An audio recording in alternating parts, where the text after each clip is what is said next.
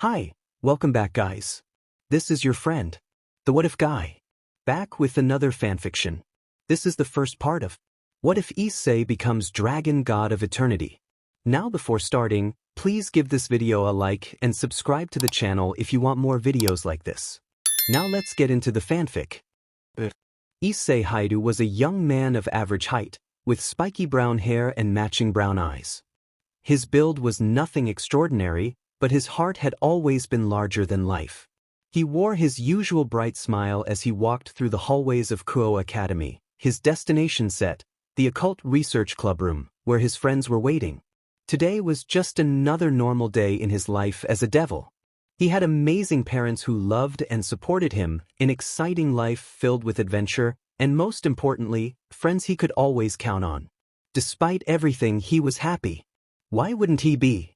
The clubroom door creaked open as he stepped inside, instantly greeted by familiar faces. "Hello, everyone," Issei said cheerfully, waving. "Issei." Asia was the first to react, her face lighting up as she hurried over to him. "Good afternoon. How was your day?" "Yo, partner," Kiba greeted with his usual gentlemanly charm, offering a nod. "You're late, pervert," Kaneko muttered, though there was no real malice in her tone. Oh, sorry about that." Issei scratched the back of his head, sheepish. Well, Akino chuckled, covering her mouth with her hand.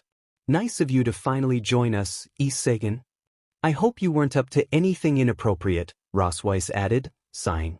"Honestly, with you, I wouldn't be surprised." "Issei, you should be more punctual," Zenobia said in a serious tone. "A warrior must always be prepared." "Geez, I just walked in and I'm already getting scolded," Issei grumbled. "Can't a guy catch a break?" A soft chuckle caught his attention. Standing beside Akino, as always, was Rias Gremory. She was smiling at him, but there was something different in her expression today, something almost hesitant. "Hey Issei," she called gently. "Yeah, what's up, Bucho?" he responded immediately, standing at attention. "I want to ask you something," she said, her voice warm, but her eyes held an emotion he couldn't quite decipher. "Sure, anything, Bucho," he answered without hesitation. "How do you see me?" There was a stillness in the room. The atmosphere shifted ever so slightly, and Issei blinked, taken aback. "What do you mean?" he asked cautiously. "Seriously, say, how do you see me?" Rias repeated, this time firmer. "After everything we've been through, after all we've fought for, after all the moments we've shared, how do you truly see me?" Issei felt a lump form in his throat as he realized what she was asking. He understood now. His mind raced, memories flooding back. The moment she saved his life, turning him into a devil to keep him from dying. The battles they fought together. Riser, Kokobeel, the White Dragon Emperor, Loki, Diodor. The bond they had built over time, the trust, the friendship. But then, raynare. The name sent a shiver down his spine. His breath hitched. He had given raynare his heart. He had been willing to stop being a pervert, to dedicate himself to one girl, to love her fully. He had been ready to give her everything. His dreams, his devotion, his entire soul. And what did he get in return? A hole in his chest. A cold, cruel smile. Mockery, laughter. He had been discarded like trash. Even though the physical wound had long since healed, the emotional scars had never truly faded. Could he ever allow himself to feel that kind of love again? Could he trust someone with his heart, knowing the risk of being shattered once more? Would Rias do the same thing to him? Would she use him and throw him away like raynare had? Would she break him beyond repair? The thought terrified him. Silence stretched between them. Finally, Issei sighed and looked her straight in the eyes. His tone was firm, his resolve unshaken. "I see you as a great friend, Bucho. A great president. And I can't thank you enough for everything you've done for me," he said in a resolute voice. The silence in the room grew deafening. Rias looked as though she had been struck. Her blue eyes widened in shock, her breath hitched, and for a brief moment, she seemed frozen. Then, in a trembling voice, she spoke. How could you?" Issei frowned. "Bucho. How could you say that, Issei?" she suddenly demanded, her voice rising. After everything we've been through? After all we've fought for? I actually loved you, Issei. I actually had feelings for you. Tears welled in her eyes. Issei felt his heart clench. Akino, you're a terrible person, Akino added coldly. Asia looked devastated. Issei-san. I don't understand. How could you say that to Ria Sonissima? Kiba remained silent, though his eyes showed disappointment. You idiot, Kaneko muttered, shaking her head. Zenobia crossed her arms. I thought you were stronger than this, Issei. Rosweiss looked away, sighing. I expected better from you. Issei felt his entire body freeze. He opened his mouth to speak, to explain, but then. I hate you, Seihiru, Rias said, her words cutting through the air like a blade. Issei's blood ran cold. Azazel wasn't in a good mood at all. He had seen a lot of things in his long life, wars, betrayals, the rise and fall of powerful beings, but nothing quite like this. Issei was, without a doubt, one of the nicest people he had ever met. Sure, the kid had a perverted streak and an obsession with certain things, but at his core he was loyal, selfless, and kind. If you were his friend, he would go to hell and back for you without a second thought. And now, that same kid was walking around looking like a dead man. Azazel's golden eyes swept over the ORC members, his usual smirk nowhere in sight. His expression was cold, serious, and completely unamused. What the hell is going on with you guys and Issei? His voice carried an authority that demanded answers, but instead of responding, they all remained silent, their faces downcast. Rias clenched her fists at her sides. The image of Issei's hollow eyes, the way he had looked at her with nothing but cold detachment, flashed in her mind again. It sent a painful ache through her chest. Azazel's patience was wearing thin. His gaze landed on Rosweiss. Rosweiss, what happened? She sighed, rubbing her temple. It's a long story.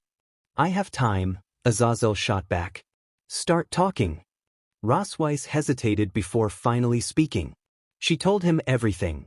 The argument, the things Rias had said to Issei, the way he had completely shut down, his voice void of all the warmth they had once known.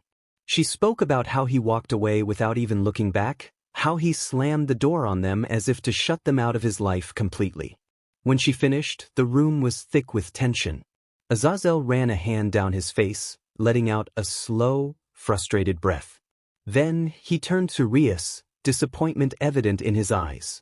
Rias, what is going on with you? Azazel's voice was low, each word laced with restrained anger. Do you have any idea what you've done to that kid? He shook his head, frustration evident. I've seen people break before. I've even broken a few myself. But I have never seen anyone as broken as Issei. Rias flinched. She knew it, she had seen it in his eyes. But hearing it confirmed by someone like Azazel made it all the more real. Why, Rias? After everything he's done for you? After everything he's done for all of you? He gestured to the group. Do you even realize how much he's sacrificed for you? No one responded. Azazel scoffed, shaking his head. Let's go down the list, shall we? Issei saved you from Riser. That guy was about to take you away, and who stood up for you when you couldn't do it yourself? Put his life on the line, who gave everything he had to ensure you weren't forced into that marriage. Issei. His golden eyes flicked to Kiba. Remember your whole revenge arc? Who stood beside you? Who helped you find closure and move forward? He never once judged you for your anger, never turned away from you, even when you were consumed by it. He was there for you. Kiba swallowed hard, guilt weighing heavily in his chest. Azazel turned to Akino. What about you, Akino? Who helped you reconcile with your father? Who stood by you, even when you wanted nothing to do with Barakiel? Who comforted you when you were too scared to face your past? Akino remained silent, her head bowed and hands clenched into fists. Kaneko. Azazel's voice snapped toward the small Nikomata. Who was the one who protected you from Kuroka? Who stood between you and your sister, even when he had no reason to? Who told you that you weren't a monster, that you deserved happiness? Kaneko bit her lip, her cat ears twitching as she struggled to suppress the emotions rising in her chest. And Asia. Azazel's voice softened, but it still held a sharp edge. He went berserk when you were taken. He activated Juggernaut Drive and lost years of his lifespan just because of what happened. And now, you're all acting like he's disposable. I know. Rias finally shouted, her voice cracking. I know what he's done for us. I know how much he's given. I know how much I've hurt him. Her breathing was heavy, her eyes glossy with unshed tears. I just want to make amends. Azazel sneered. No. You stay away from him. His words were sharp and final. I had to send my familiar to monitor him so he doesn't do anything to himself. That's how bad it is, Rias. That's how much you've broken him. You can't do that. Aquino snapped, stepping forward. Azazel narrowed his eyes. Excuse me? He needs our help. Asia's voice was filled with determination. We need to be there for him. You can't just tell us to stay away from him. Azazel's jaw clenched, and for a moment, he felt like giving them a wake-up call. Instead, he let out a bitter chuckle. And that is exactly why you people are part of the problem. Asia stiffened. What? You all think this is about you helping him, Azazel said. You think that if you just run back into his life and say you're sorry, he'll magically be okay? Newsflash, he doesn't want your help. He doesn't want to see you. Forcing your presence on him when he's already at his breaking point will only make things worse. I just don't want to abandon him, Asia whispered. Azazel exhaled through his nose, calming himself. I get it, Asia. But sometimes, stepping away is the only way to actually help someone. You all made him feel like nothing. Right now, he needs time to figure out who he is without you. I'm afraid he's right, Kiba spoke up, his voice solemn. Rias turned to him, eyes desperate. Kiba? Kiba sighed. Issei is very hurt. I'm afraid if we get too close to him now, his condition may worsen. I think it's best we leave him alone for now. Azazel nodded in approval. At least one of you has some sense. But, Zenobia started. No buts, Azazel cut her off. He took a step forward, his golden eyes scanning each of them. Then, in a quieter, more serious voice, he asked, I have a question for all of you. Someone who has too much love to give. What happens when that love turns into hate and indifference? No one had an answer, and that silence told Azazel everything he needed to know. Issei lay on the cold ground, his body numb, a gaping wound in his stomach. He barely registered the pain. His mind was drowning in a storm of anguish, his emotions in complete turmoil. Not again. Please, stop. His voice was a mere whisper, trembling as he tried to move, but his limbs felt heavy and unresponsive. This is just a dream, he told himself desperately. She's dead. She can't be real. But then he heard the giggle. That familiar, sickeningly sweet giggle. Such an idiot. Raynare's voice was laced with mockery, her cruel smirk piercing straight through his heart. You really think I ever felt anything for you, Issei? You're just a fool, a toy, an easy mark whose desires are bigger than his sense. So easy to exploit. Issei's breathing hitched. His fingers dug into the dirt beneath him. I had feelings for you. I was willing to give you my heart. But why did you hurt me like this? His voice cracked, his vision blurred. Why? Raynare tilted her head, her expression twisted in sadistic amusement. Because it's fun, silly. She giggled again, the sound grating on his nerves. It's fun to watch you be happy, to let you think you've finally found love, only for it all to shatter before your very eyes. It's your destiny, Issei, first with me and now with Rias. His breath caught in his throat as a new presence emerged from the shadows, Rias. She stepped forward, her crimson hair glowing under an eerie light, her blue eyes cold and empty. Then she smiled, a sadistic, mocking smile. Yeah, you are so gullible. Breaking you is so easy, she sneered. Did you really think I needed you? That I loved you? Her laugh was filled with venom. It was never about you, you fool. It was your sacred gear I wanted. Without the boosted gear, you're nothing. Issei jolted awake with a sharp intake of breath, his body drenched in sweat and his heart racing. The remnants of a nightmare clung to him, suffocating and dark. "No, not anymore. I won't fall for it again," he declared, his voice cracking in the stillness of the room. In his mind, Ddraig's voice rumbled with concern. "Issei, what happened to you?" "A nightmare, I guess," Issei replied, letting out a shaky breath. "You need help," Ddraig insisted. "I don't need anyone," Issei muttered, rubbing his temples. "I'll do it myself." "Issei, enough," Ddraig's tone sharpened. A long silence stretched between them before Issei finally relented. "Fine," he grumbled. Dragging himself out of bed, he walked upstairs, hoping to avoid any unwanted encounters. But as soon as he entered the living room, he was met by his parents. "Hey, Dad," he greeted them with a forced smile, the same mask he had worn for years. His father's expression was stone cold, arms crossed. "Issei, I'm very disappointed in you." The fake smile on Issei's face twitched. "What is it now?" he sighed. "She really loved you, Issei. Why would you break her heart like that?" his mother asked, her voice laced with disapproval. Issei clenched his fists so tightly that his nails dug into his palms. "Shut up," he snapped, his voice a mix of anger and heartbreak. "I don't know what lies she's been telling you, but I don't want to hear it." His parents stared at him in shock, as if they had never seen him this way before. "After Yuma, I was broken," he continued, his voice trembling. "Did you even notice? Did you see your son suffering?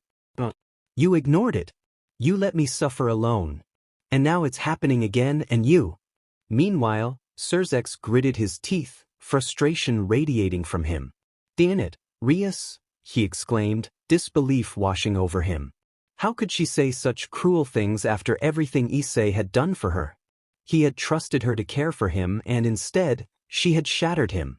Azazel, having just finished briefing Surzex on the situation, stood beside him, his usual humor replaced by shock and anger. Grayfia's expression was unreadable, but the tension in her postures spoke volumes. "Please. I didn't mean it." Rias pleaded, desperation, lacing her voice. "Enough. Is what Azazel said incorrect or not?" Surzex shot back, his glare icy. Rias swallowed hard, looking down at her feet. "Yes, brother, everything that happened was correct." She hesitated before whispering, "I'm so sorry." Surzex sighed heavily, running a hand through his crimson hair. "Zip it. I honestly thought you were better than this, Rias." She flinched at his words. "There are no words to describe how disappointed I am," he continued, his voice low and sharp. "You've messed up big time." Grayfia finally spoke, her voice cold as ice. "You have no idea what you've done, Rias. You do not understand the gravity of your actions." Azazel crossed his arms, adding, "And to make matters worse, I can't even find him at home." Surzex swore under his breath. "If anything happens to him, Rias, you will be punished." His tone left no room for argument. Suddenly, a burst of energy rippled through the city, shaking the ground beneath them. Azazel's eyes narrowed. "We need to find him before— Wait. Do you all sense that?" Surzex paled, his blood running cold. "That feels like Issei," he whispered. Azazel cursed under his breath. "And Vali." Grayfia's face turned white. "Oh no. We have to go and help." Surzex was already moving, his aura igniting around him. "I'm coming." But before he could teleport, Azazel grabbed Rias's arm. "No," he snapped, irritation blazing in his eyes. "You've already done enough, Rias." Turning back to Surzex, he added, "I'll notify Michael. You and Grayfia should try to stop them. They might actually kill each other this time." Surzex clenched his fists, fighting the urge to lash out in frustration. His magic surged violently, barely contained. "So much anger," Grayfia murmured, her voice barely above a whisper. In the sky, Issei and Vali clashed midair, their fists meeting in a devastating collision that sent shockwaves rippling through the night. Sparks of red and blue light danced as their strikes connected, the sheer force creating sonic booms with every blow. Boost, boost, boost, boost, boost. Issei roared, his boosted gear glowing with power as he launched a flurry of punches. Divide! Divide! Divide! Divide! Divide! Vali countered, activating his sacred gear to drain the power from Issei's attacks. As Issei's punch was about to land, Vali ducked and delivered a brutal counterstrike, sending Issei hurtling back. But Issei recovered midair, twisting his body and charging forward like a missile. Their auras clashed, a collision of crimson and azure. Both warriors struck each other in perfect synchronization. Issei's powerful right hook connected with Vali's jaw, while Vali's knee struck Issei's stomach. Issei surged forward, slamming his knee into Vali's gut before raising his fist high, ready to bring it down with enough force to shatter stone. Vali quickly crossed his arms to block, but before Issei could land his next blow, Vali delivered a vicious headbutt that sent Issei rocketing backward. Shaking off the dizziness, Issei clenched his fists tightly. "Dragon shot!" he shouted, unleashing a massive beam of crimson energy toward Vali. Vali remained calm. "Divide! Divide! Divide!" he called out, absorbing the energy of the incoming blast. But his confidence wavered when he noticed something. There were 5 more dragon shots homing in on him. "Dimenit!" Vali twisted midair, dodging 3 of them with incredible agility, weaving through the deadly barrage like a ghost. But the remaining 2 shots closed in, too fast to avoid. A massive explosion engulfed him, sending him crashing toward the ground. His armor cracked under the force, steam rising from the impact site as he dug his fingers into the shattered earth to slow his momentum. Even as he knelt in the crater, he smirked.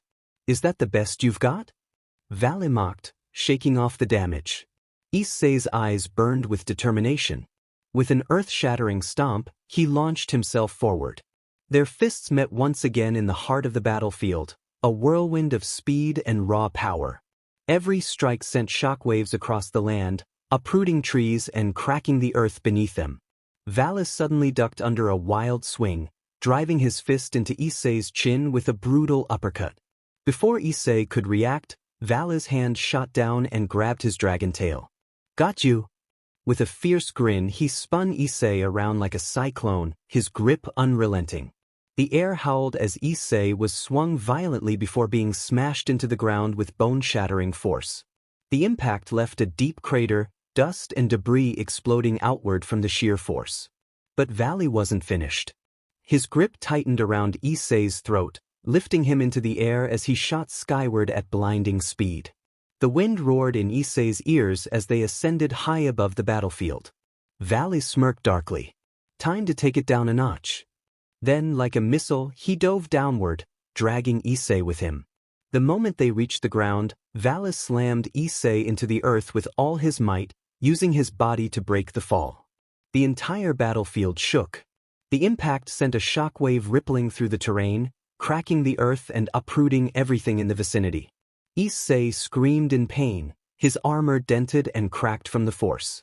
Blood dripped from his lips as he struggled to rise from the massive crater they had created.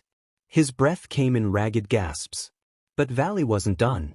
Before Issei could recover, a powerful kick sent him hurtling backward, smashing through trees like they were paper. His body ricocheted off jagged rocks, each impact sending tremors through his already battered body before he finally collided with the base of a mountain, causing cracks to form along its surface. He groaned, forcing himself up, but then he saw it. Vali hovered above, his hands glowing with blinding white energy. "Let's see how you handle this." A barrage of white demonic energy blasts rained down upon him, each one carrying enough power to obliterate an entire army. Issei's eyes widened as the attacks closed in, the sky illuminated by the overwhelming force. Explosions erupted everywhere. Vali smirked, standing in midair with his wings spread wide, his silver armor gleaming under the moonlight. "Is that all you've got, Hayaru?" he taunted, his voice dripping with arrogance. Issei gritted his teeth, his rage boiling over. His crimson armor shimmered with golden energy as he roared, "Welsh Sonic Boost Night." With a deafening boom, Issei vanished from sight, moving so fast that even Vali's enhanced senses barely registered him. Before Vali could react, a powerful fist collided with his face, sending him hurtling through the sky like a shooting star. He barely had time to recover before Issei appeared behind him, driving his knee into his back. The impact sent him reeling forward, only for Issei to appear in front of him again, delivering a brutal uppercut that sent him spiraling into the air. Vali barely managed to stabilize himself, but Issei was relentless. He shot forward, a crimson blur, and unleashed a flurry of punches and kicks at breakneck speed. His fists and feet connected over and over, striking Vali before he could even register the attacks. Each impact sent shockwaves through the air, rippling outward with immense force.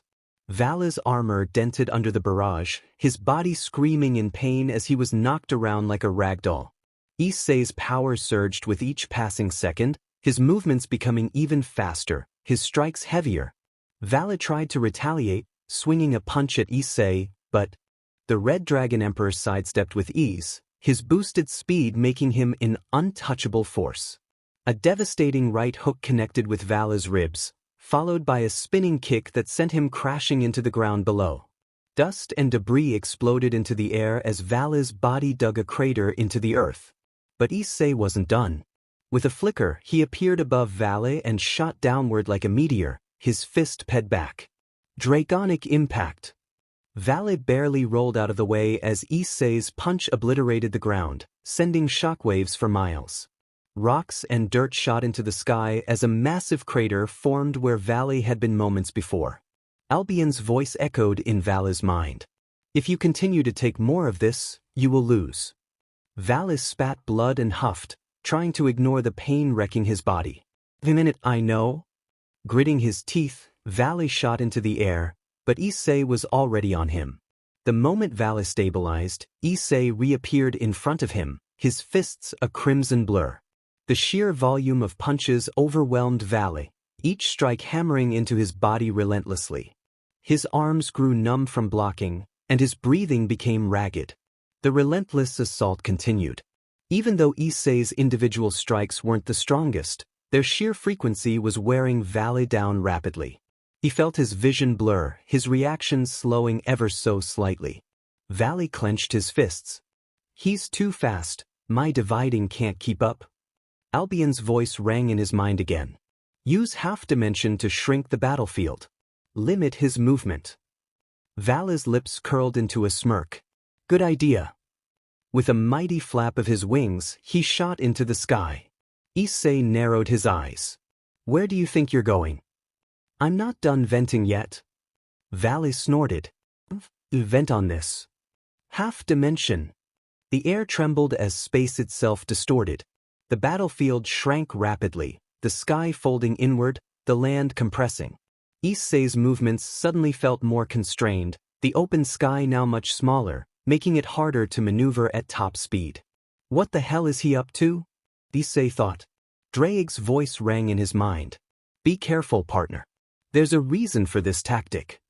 But Issei ignored the warning. He shot forward again, his fists burning with golden energy. He continued his brutal assault, striking at Vali with everything he had. Vali dodged upwards, forcing Issei to pursue him. Divide! Divide! Divide! Divide! Divide! Divide! Issei suddenly felt his strength draining, his body feeling heavier. His power was being cut in half repeatedly. His momentum faltered. Sheet! Vali capitalized immediately. He blurred forward, his fist surging with crackling demonic energy. Demonic fist, shattered void. A massive force smashed into Issei before he could react. He felt his ribs crack, his breath stolen from him. His body shot downward at terrifying speed, crashing through layers of rock and soil before slamming into the ground with an earth-shattering explosion. A deep silence followed. The dust settled, revealing Issei sprawled on the ground, his armor shattered in places, blood trickling from his mouth. His entire body screamed in agony. Vali descended slowly, his gaze cool. "I have to admit, your power has grown," Vali remarked. "Your strength has increased a lot since our last fight. But unfortunately for you, I developed this technique specifically for you. And I didn't even need to use the completed version." Issei groaned inwardly. If that wasn't the complete version, then what would have happened if it was? Ddraig's voice was firm in his mind. Partner, our only option is to escape. You've lost too much blood and it's only getting worse. Issei gritted his teeth. Escape? No way in hell. I'm the Red Dragon Emperor. It's either I fight, or I die trying. A crimson glow engulfed him as his form changed. His armor bulked up, gaining large arms and a bulky figure. Welsh Rook Blaster. Issei launched himself at Vali, his movements slower but his power immense. He swung a devastating fist. Vali blocked, but the sheer force sent shockwaves through his arms. Issei grabbed his wrist and pulled him into a brutal knee strike to the gut, making Vali gasp in pain. Without hesitation, Issei spun and slammed a hammer-like fist into Vali's side, sending him flying into the mountain. He shot after him, crashing into Vali with the force of a warhammer. Vali coughed as the mountain cracked beneath them. Vali retaliated with a demonic blast, but Issei tanked it, pushing forward and driving his fist into Vali's stomach, making his entire body shudder. But Vali wasn't out yet. Summoning his strength, he kicked off the mountain, flipping over Issei and delivering a spinning kick to his head. Issei staggered, and Vali capitalized with a technique to weaken him again. They clashed at full power, exchanging brutal blows. Their fists cracked the air, energy flaring violently with every impact. Each strike was faster than the eye could see, their battle shaking the battlefield itself. Both warriors breathed, their bodies pushed to their limits. Blood dripped from their wounds, yet neither backed down. Vali smirked. This is the fight I wanted. Issei wiped the blood from his lip and grinned. Then let's keep going. Their battle was far from over. Issei unleashed a battle cry, his voice echoing across the battlefield as his fist collided with Vali's chest, sending him hurtling backward like a shooting star. Vali barely managed to bring his arms up in time, absorbing most of the impact, but the sheer force behind the punch still sent him skidding through the air. Gritting his teeth, he steadied himself and retaliated with a vicious right hook aimed at Issei's face. The punch connected, sending a sharp jolt of pain through Issei's skull. But his enhanced defenses absorbed most of the damage, allowing him to shake it off almost instantly. His crimson armor shimmered as he took a step forward, eyes blazing with determination. Boost, boost, boost, boost, boost. The chant reverberated through the air, his power surging exponentially. His body thrummed with energy, his aura expanding like a raging inferno. Boost, boost, boost, boost, boost. His fists clenched, his entire body crackling with energy. Boost, boost, boost, boost, boost. With an earth-shattering roar, Issei propelled himself forward, his gauntlet glowing with the sheer power of his boosted energy. He pet his arm back, ready to unleash his ultimate attack. Solid impact. The air itself seemed to split apart as his fist rocketed toward Vali, carrying the full force of his enhanced strength. But Vali was ready. Demon IT, you think I'll just let you hit me? His wings flared, his body wreathed in a violent aura of energy. With a roar of his own, he gathered every ounce of power he had into his fist. Demonic fist, shattered void. The moment their attacks collided, the very fabric of space trembled. A cataclysmic explosion erupted between them, distorting reality itself. The shockwave ripped through the battlefield, obliterating everything in a massive radius. The sky twisted, the ground cracked apart, and a deafening roar filled the heavens. Issei gritted his teeth as the force of the impact sent him flying, his armor struggling to hold together. His body ached all over, but he refused to go down. With sheer force of will, he stabilized himself midair, his armor shifting back to its standard form. Vali's eyes gleamed as he shot forward, his wings propelling him like a missile. Divide! Divide! Divide! Divide! Divide! Issei's power began to wane as Vali continuously halved his strength. Divide! Divide! Divide! Divide! Divide!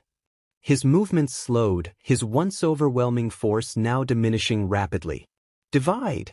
Divide! Divide! Divide! Divide! Vali seized the opportunity, closing the distance in an instant. His fist crashed into Issei's face with terrifying force, sending him hurtling toward the ground. Divide! Divide! Divide! Divide! Divide! Issei crashed into the earth, his body bouncing off the shattered terrain as Vali descended like a vengeful god. He landed atop Issei, driving his knee into his gut. A sharp, painful gasp escaped Issei's lips. Vali didn't let up. He grabbed Issei by the throat and slammed him into the ground repeatedly, each impact creating deeper craters. Dust and debris filled the air as the relentless assault continued. Issei Hayadu, is this really all you have? Vali shouted, his voice a mix of exhilaration and frustration. He reared back his fist and sent it crashing into Issei's face. Blood splattered. Another punch. More blood. Another. Issei's mind blurred. His vision swam. His ears rang. His strength was fading. Would you die for me? A cold voice whispered in his mind. A chilling sensation ran down his spine. Another punch to the face. What do you think about me, Issei? His thoughts twisted. The pain in his body mixed with the echoes of his past. Why am I hearing them? His head throbbed, his consciousness slipping. Vali's fist hammered into him again, sending him rolling across the battlefield. Far away, beyond the chaos of their battle, the world watched. Across the human world, factions of exorcists, magicians, and supernatural beings marveled at the sheer destruction unfolding before them. In the heart of Kyoto, Yasaka and Kunu watched with wide eyes. Mother, is it even possible to stop them? Kunu whispered. Yasaka shook her head. Not at this rate. They're too far gone. Even Odin, watching from Asgard, let out a low whistle. By the gods, this is one hell of a brawl. Back on the battlefield, Issei coughed, blood splattering onto the broken ground. His vision wavered, but his body refused to stay down. Ddraig's voice echoed in his mind. Partner, you have nothing left to give. If this keeps up. Shut up, Issei growled, forcing himself up. Vali hovered above him, arms crossed. You should stay down, Issei. Even you must know when a fight is lost. Issei wiped the blood from his lips and stared defiantly. Lost? Peh. Issei found himself drifting in the vast emptiness of his mindscape, the weight of his battered body sinking into the endless void. He could feel it, his consciousness slipping, his soul on the verge of breaking. The pain from his battle with Vali had pushed him to his limit. Even if he somehow managed to win, his body was too broken to continue. His strength was gone. His will had crumbled. His spirit had nothing left to give. Do you mean it? I'm dying, he muttered, his voice barely a whisper. Around him, the darkness rippled, and from the depths emerged the familiar figures of those who had come before him, the past wielders of the boosted gear. Belzerd stood at the forefront, his towering form exuding an air of sheer depths. His piercing gaze bore into Issei with something between disappointment and understanding. You've come so far, Belzerd said, his voice calm yet firm. From a weak pervert to one of the strongest Red Dragon Emperors in history. And now, you're just going to give up? Elsha crossed her arms beside him, her expression softer but no less determined. After everything you've endured, after everything you've fought for, you're ready to throw it all away? Issei lowered his head. What else can I do? I have nothing left. They turned their backs on me. My so-called comrades, my so-called friends. I was just a tool for them. I fought, I bled, I nearly died countless times, and for what? Just to be cast aside the moment I didn't want to be what she wished to mold me into? He clenched his fists, his voice trembling with anger and grief. What's the point? Even if I keep fighting, even if I survive this, what do I have left? Rias? The others? My parents? They never really cared. They only wanted the power of the Red Dragon Emperor, not me. The mindscape was silent for a moment. Then, a heavy sigh broke through the quiet. You really are a fool, a deep voice rumbled. Issei turned to see a man with long, flowing silver hair and fierce crimson eyes, Edward the Crimson Fong. Do you think you're the only one who's been betrayed? Abandoned? Forgotten? Edward stepped forward, his gaze never leaving Issei's. Every single one of us standing here has experienced despair. We have all faced moments where we thought everything was lost. Do you know why we continued? Why we endured? Issei said nothing, but his silence was enough of an answer. Elsha took a step closer. Because we refuse to let others define us. Because we refuse to let them decide our worth. You think you have nothing left? You have power, Issei. You have the will to fight, even if you don't realize it. You have the potential to surpass every single one of us. And yet, you're sitting here wallowing in self-pity. Have you truly fallen so low? Belzard's voice boomed. Issei gritted his teeth. Then what do you expect me to do? I'm broken. My body is destroyed, my mind is exhausted, and even if I wanted to keep fighting, I can't. I have nothing left to give. Silence hung in the air.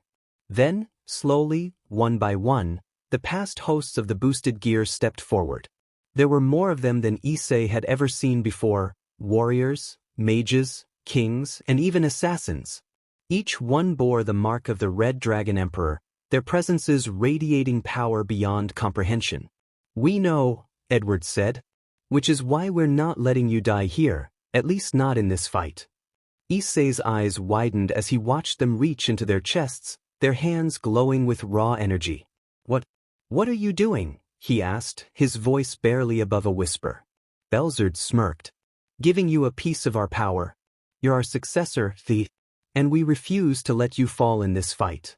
One by one, each past host pulled out a fragment of their own essence, a burning ember of their soul, forged from lifetimes of battle. The energy began to swirl around Issei, surrounding him in a vortex of overwhelming strength. You carry the legacy of the Red Dragon Emperor, Elsha said, her voice fierce. That title isn't just about power, it's about survival. It's about rising above despair, even when the world tries to drag you down. Issei's body trembled as the energy seeped into him, his broken form beginning to mend itself. The pain, while still present, became bearable. Strength slowly returned to his limbs, and the exhaustion that had crushed him moments ago was beginning to fade. You said you have nothing left to give? Edward's voice was like a storm. Then take what we are giving you. Rise up. Not for them. Not for the ones who betrayed you. But for yourself. Issei's breathing grew heavy as his fingers curled into fists. His heartbeat pounded in his ears, louder than ever before. Belzard smirked. It's time you reminded the world why you are the Red Dragon Emperor. Issei lay sprawled across the ground, his body utterly brutalized. His once proud frame was now a shattered mess of torn flesh and battered muscle. His armor had long since broken apart, revealing deep gashes across his arms and chest, each wound oozing. His right eye was swollen shut, his lips split and caked with dried blood. His ribs felt like they had been crushed under the weight of mountains, and every breath he took was agony. His arms trembled as he barely held himself up, fingers clawing into the broken earth beneath him. Vali hovered above him, his arms crossed, gazing down with an unreadable expression. His own armor bore cracks, proof that Issei had at least managed to damage him, but the difference in their conditions was stark. You've finally given up, Vali muttered, his voice carrying no triumph, only finality. Issei's fingers twitched. His breath came ragged and uneven. Yet, as the world around him blurred, his lips curled into a weak smile. I am the Red Dragon Emperor of this generation, he whispered, the words barely audible at first. Vali frowned. What? Issei's body shook, not from weakness, but from something else entirely. Forged by battle. Unaware of happiness. Nor aware of guilt. Ddraig stirred within him, the dragon's presence pulsing within his very soul. Withstood life to die like the others before me. Waiting for man's end. A deep hum resonated from within his gauntlet, the gem flickering with a crimson glow. Fueled by grief and sadness. Finally lost to this world, and to never return. The earth trembled. The air grew heavy. And conquer those who stand in my way. Vali took a step back, his eyes narrowing. Albion's voice rumbled in his mind, filled with an unease he rarely expressed. Vali, Something is wrong with the boy. I am neither a hero nor a villain. Issei's eyes snapped open, glowing with an unnatural crimson. His battered frame, once barely able to stand, now exuded an overwhelming aura of raw depths. I am the Red Dragon Emperor of Domination, Issei declared, the gauntlet pulsing as the red gem glowed brighter than ever before. I have no regrets. I chose this path. Ddraig's voice erupted with a roar that shook the heavens. Boosted gear, sacred evolution. A blinding explosion of power detonated from Issei's form, sending shockwaves that shattered the very landscape. The sky itself seemed to tremble under the sheer force, as a crimson pillar of energy surged into the heavens, illuminating the world in a hellish red light. Mountains cracked, the earth split apart, and even Vali was forced to shield himself from the overwhelming force. When the light finally faded, Issei stood in the center, reborn. His armor had transformed. No longer was it the standard balance breaker he had once worn. It was bigger, more draconic, more monstrous. His wings had expanded, lined with crimson energy, resembling the wings of Ddraig himself. The scales covering his body pulsed with power, sharper and more defined. His claws gleamed like freshly forged steel, and his tail lashed behind him, cracking the very air with its movements. His aura alone made the air feel suffocating. Vali's heart pounded in his chest. What kind of chant was that? He wondered aloud. Albion's voice was grave as he responded. A chant like that is tied to the will of the host. This is the first time I've ever heard something like that. The boy. He has changed. The world had taken notice. Far beyond their battlefield, the Greek gods stirred. In Olympus, Zeus sat upon his golden throne, his fingers tapping against the armrest as he stared into the shifting heavens. A deep frown creased his aged face. This power, the red dragon has awakened something beyond its limits, Zeus mused. Ares grinned, cracking his knuckles. Now that is a warrior's aura. That boy. I like him. Athena narrowed her eyes, her silver gaze watching the distant battle unfold. It is not just strength.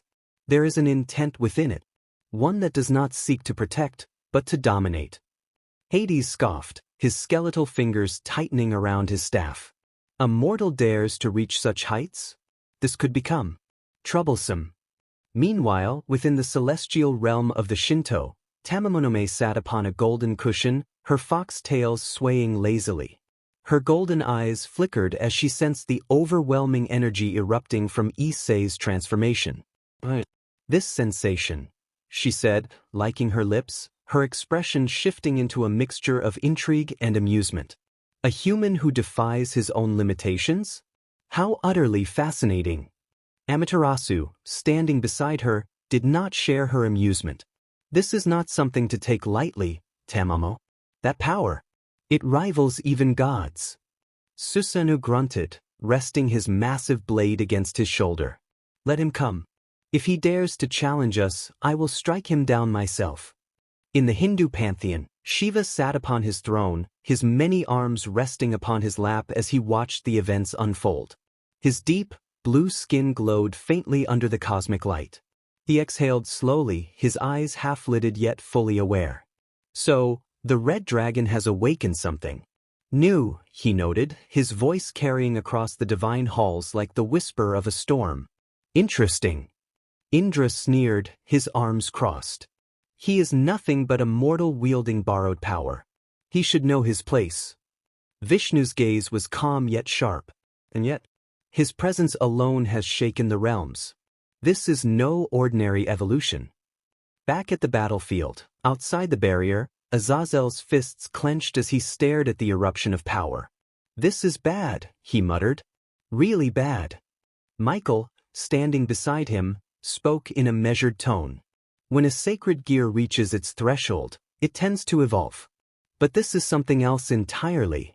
Azazel turned to him, his golden eyes sharp. Explain. Michael's expression was grave. Sacred gears respond to the will of their wielder. But this is not a mere evolution. This is a transformation fueled by something beyond raw power. This is the embodiment of Issei Hayadu's very soul. His rage. his despair, his longing to conquer.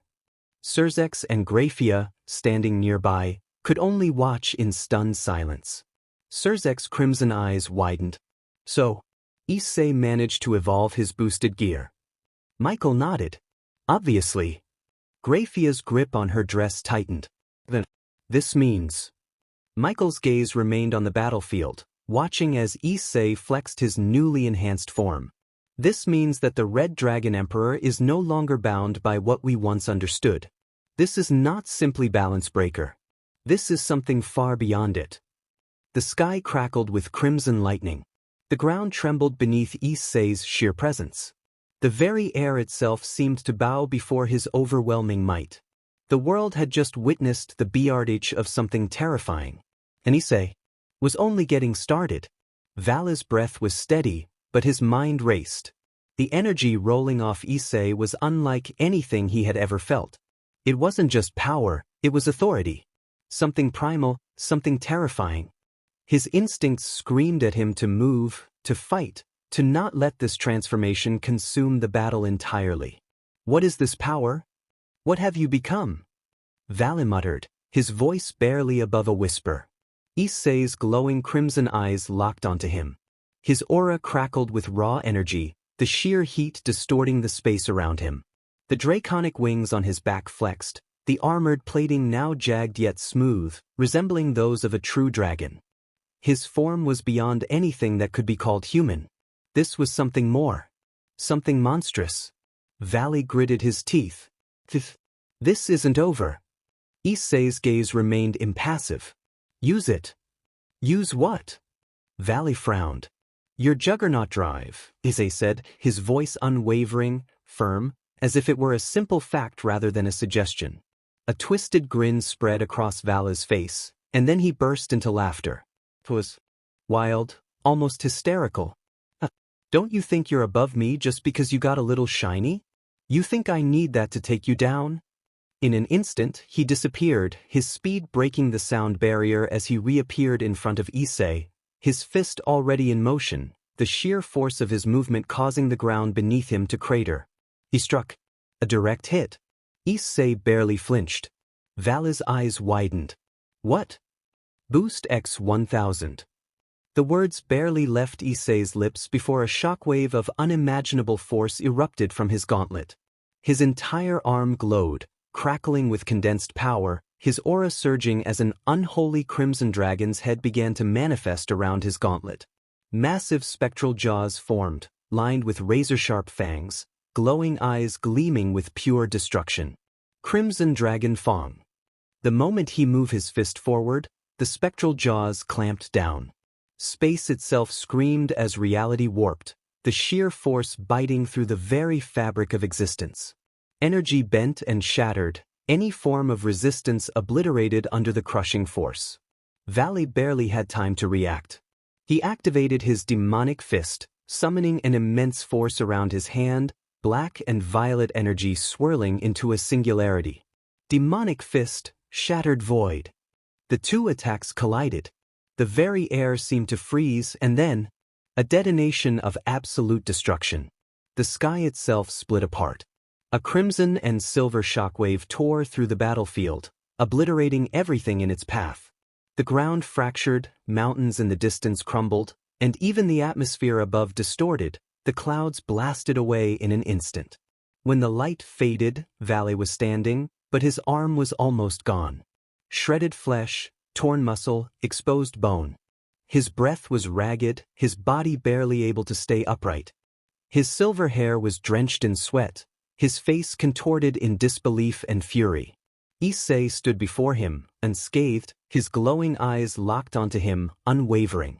You held back, Vali muttered, his voice hoarse. Issei remained silent. A pulse of power surged around him. Slowly, he reached to his side, and in an instant, Escalation manifested in his grasp. The dragon-slaying sword gleamed, its very presence radiating divine energy that countered even the mightiest of supernatural beings. Vali's eyes sharpened. He could feel it, something dangerous, something even worse than before. Issei raised the blade. Boost X 1000. The entire battlefield quaked. Divine power surged through Escalation, the holy blade glowing with an unrelenting golden-white aura, enhanced 1,000-fold. The sheer energy around the sword warped the ground beneath him, leaving a trail of destruction in its wake. He took a stance, his foot shifting. The sword hummed with power. Vali forced himself to move, preparing to dodge, but it was already too late. Sword technique. Holy Dragon Crescent Moon. A single swing. It was almost soundless. A golden crescent of pure destruction was unleashed, slicing through space itself. It was not just a wave of energy, it was a force of nature, a divine execution, a slide of absolute judgment. Vali's instinct screamed. He teleported away at the last second, barely avoiding the direct impact. But his armor was shredded apart. The entirety of his left side had been slashed open, divine power coursing through the wound, negating any chance of immediate regeneration. He landed hard, coughing up blood. His mind raced, his body struggling to keep up. He looked up. Issei was still there. Still standing. And still getting stronger. Rizavim Levon Lucifer watched from afar, his usual smug expression gone. His silver hair, always so immaculate, seemed dull under the sheer radiance of the battlefield. The pure destruction unfolding before his eyes was beyond anything he had anticipated. His mouth hung slightly open, his fingers twitching in discomfort. This is the power of the Red Dragon Emperor? He murmured, a bead of sweat forming on his forehead. No, this is beyond anything those past fools could ever achieve. Euclid Lucifuge clenched his fists, his analytical mind trying to rationalize what he was witnessing. His calculations were failing him. Every equation, every theory, every battle scenario he had envisioned crumbled under the sheer magnitude of Issei Hayudu's transformation. This shouldn't be possible, Euclid muttered. Sacred gears have a limit. They have thresholds. Balance breakers, Juggernaut Drive. Those are the limits. So why? Because he's broken those limits, Shalba Beelzebub interrupted, his tone filled with unease. That's not a man fighting down there. That's a force of nature. A calamity wrapped in crimson armor.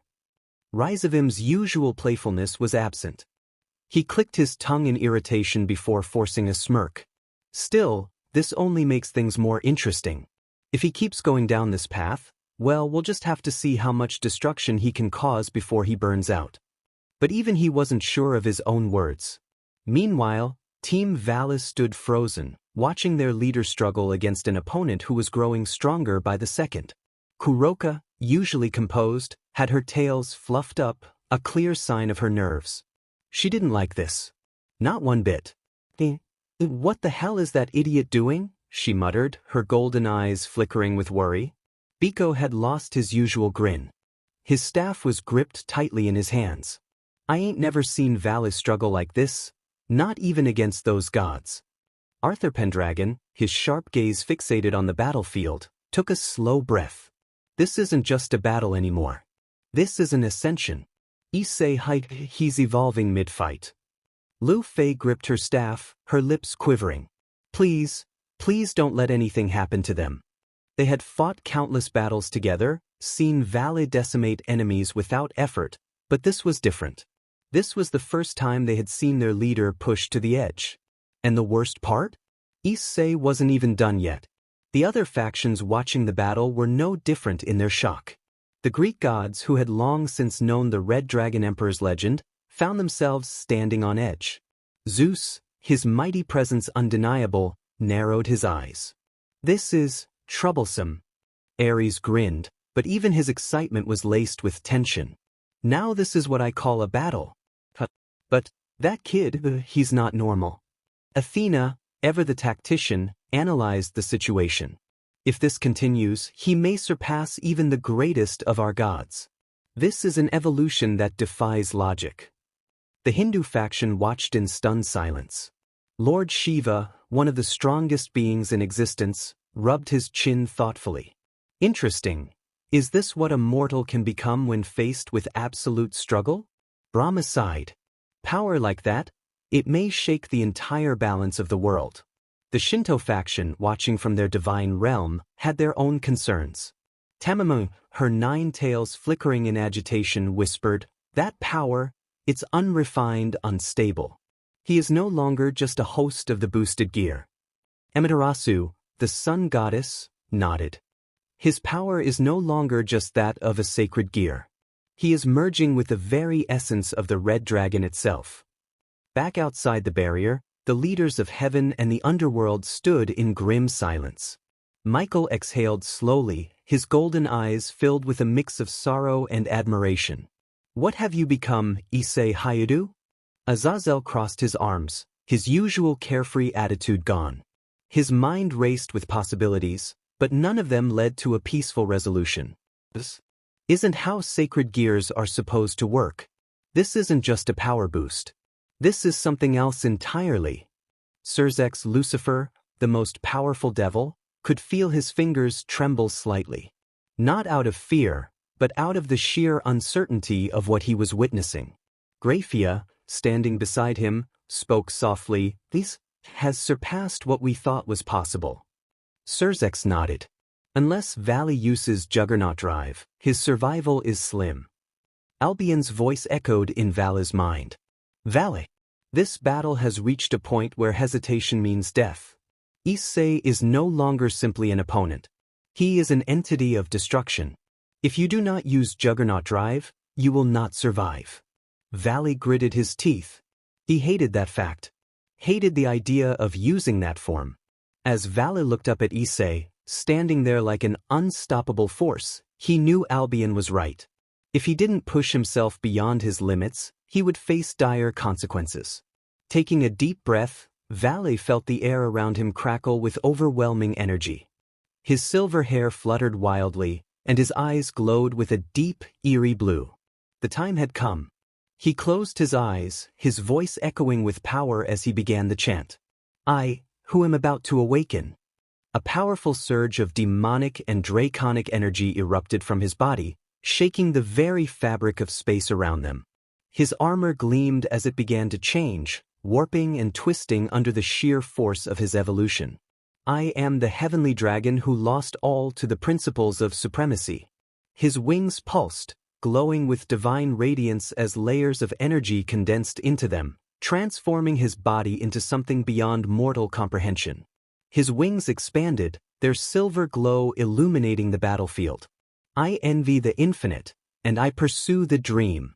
His aura exploded outward, warping the ground beneath him as storm-like winds blasted in every direction. "I shall become the white dragon of supremacy. And I shall take you to the limits of innocence."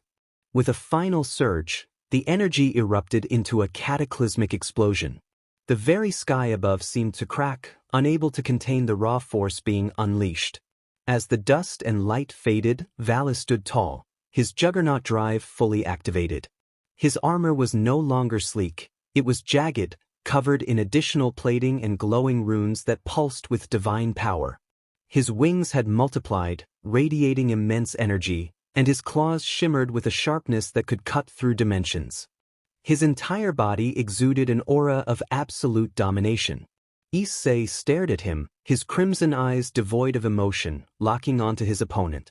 "About time," he muttered, his voice hollow and mechanical.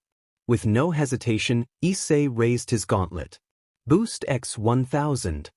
A surge of energy erupted, far greater than before. The ground beneath him shattered into dust, unable to withstand the sheer force being drawn into his body. His form flickered, and in the blink of an eye, he vanished. The next moment he was right in front of Vali. Vali barely had time to react before Escalation came slashing toward him at an impossible speed. He raised his clawed gauntlets, coating them in an intricate web of defensive magic layered over his own immense power. Sparks flew as steel met steel, and the battlefield exploded with raw energy. A shockwave tore through the area, flattening the surroundings and sending tremors through the earth. The sheer force of their clash distorted space itself, creating violent ripples that radiated outward. Vali gritted his teeth, his enhanced form barely keeping up with the speed of Issei's strikes. Every time he parried Escalation, another strike came at an even greater speed, forcing him further onto the defensive. Divide! A wave of power surged from his gauntlet as he attempted to have Issei's strength. A thin, crackling sphere formed around Issei, attempting to drain him. Divide! Another wave of energy pulsed, sapping more of Issei's power. Divide! Again, another division. Vali pushed harder, attempting to slow him down. But, boost X 1000. Issei's power surged back instantly, completely negating the drain. Vali's eyes widened as Escalation slashed toward him once again, forcing him to teleport backward. There was no time to breathe. Issei reappeared right in front of him, his fist glowing with condensed power. The sheer weight of his presence made it feel as if gravity itself had been distorted. Vali barely had time to raise his defenses before the punch connected. The force sent him flying back, crashing through several layers of magical barriers that were acted around the battlefield. He hit the ground hard, leaving a deep crater in his wake. Vali growled, his frustration rising. He wiped the blood from his mouth and shot back into the sky, his aura flaring wildly. His wings stretched out as he charged an immense sphere of destructive energy. Let's see you handle this. The sphere condensed rapidly before firing an enormous beam of energy, powerful enough to erase anything in its path. The sheer heat of the attack melted the ground before it even made contact. Issei responded immediately. Infinity Dragon Flare.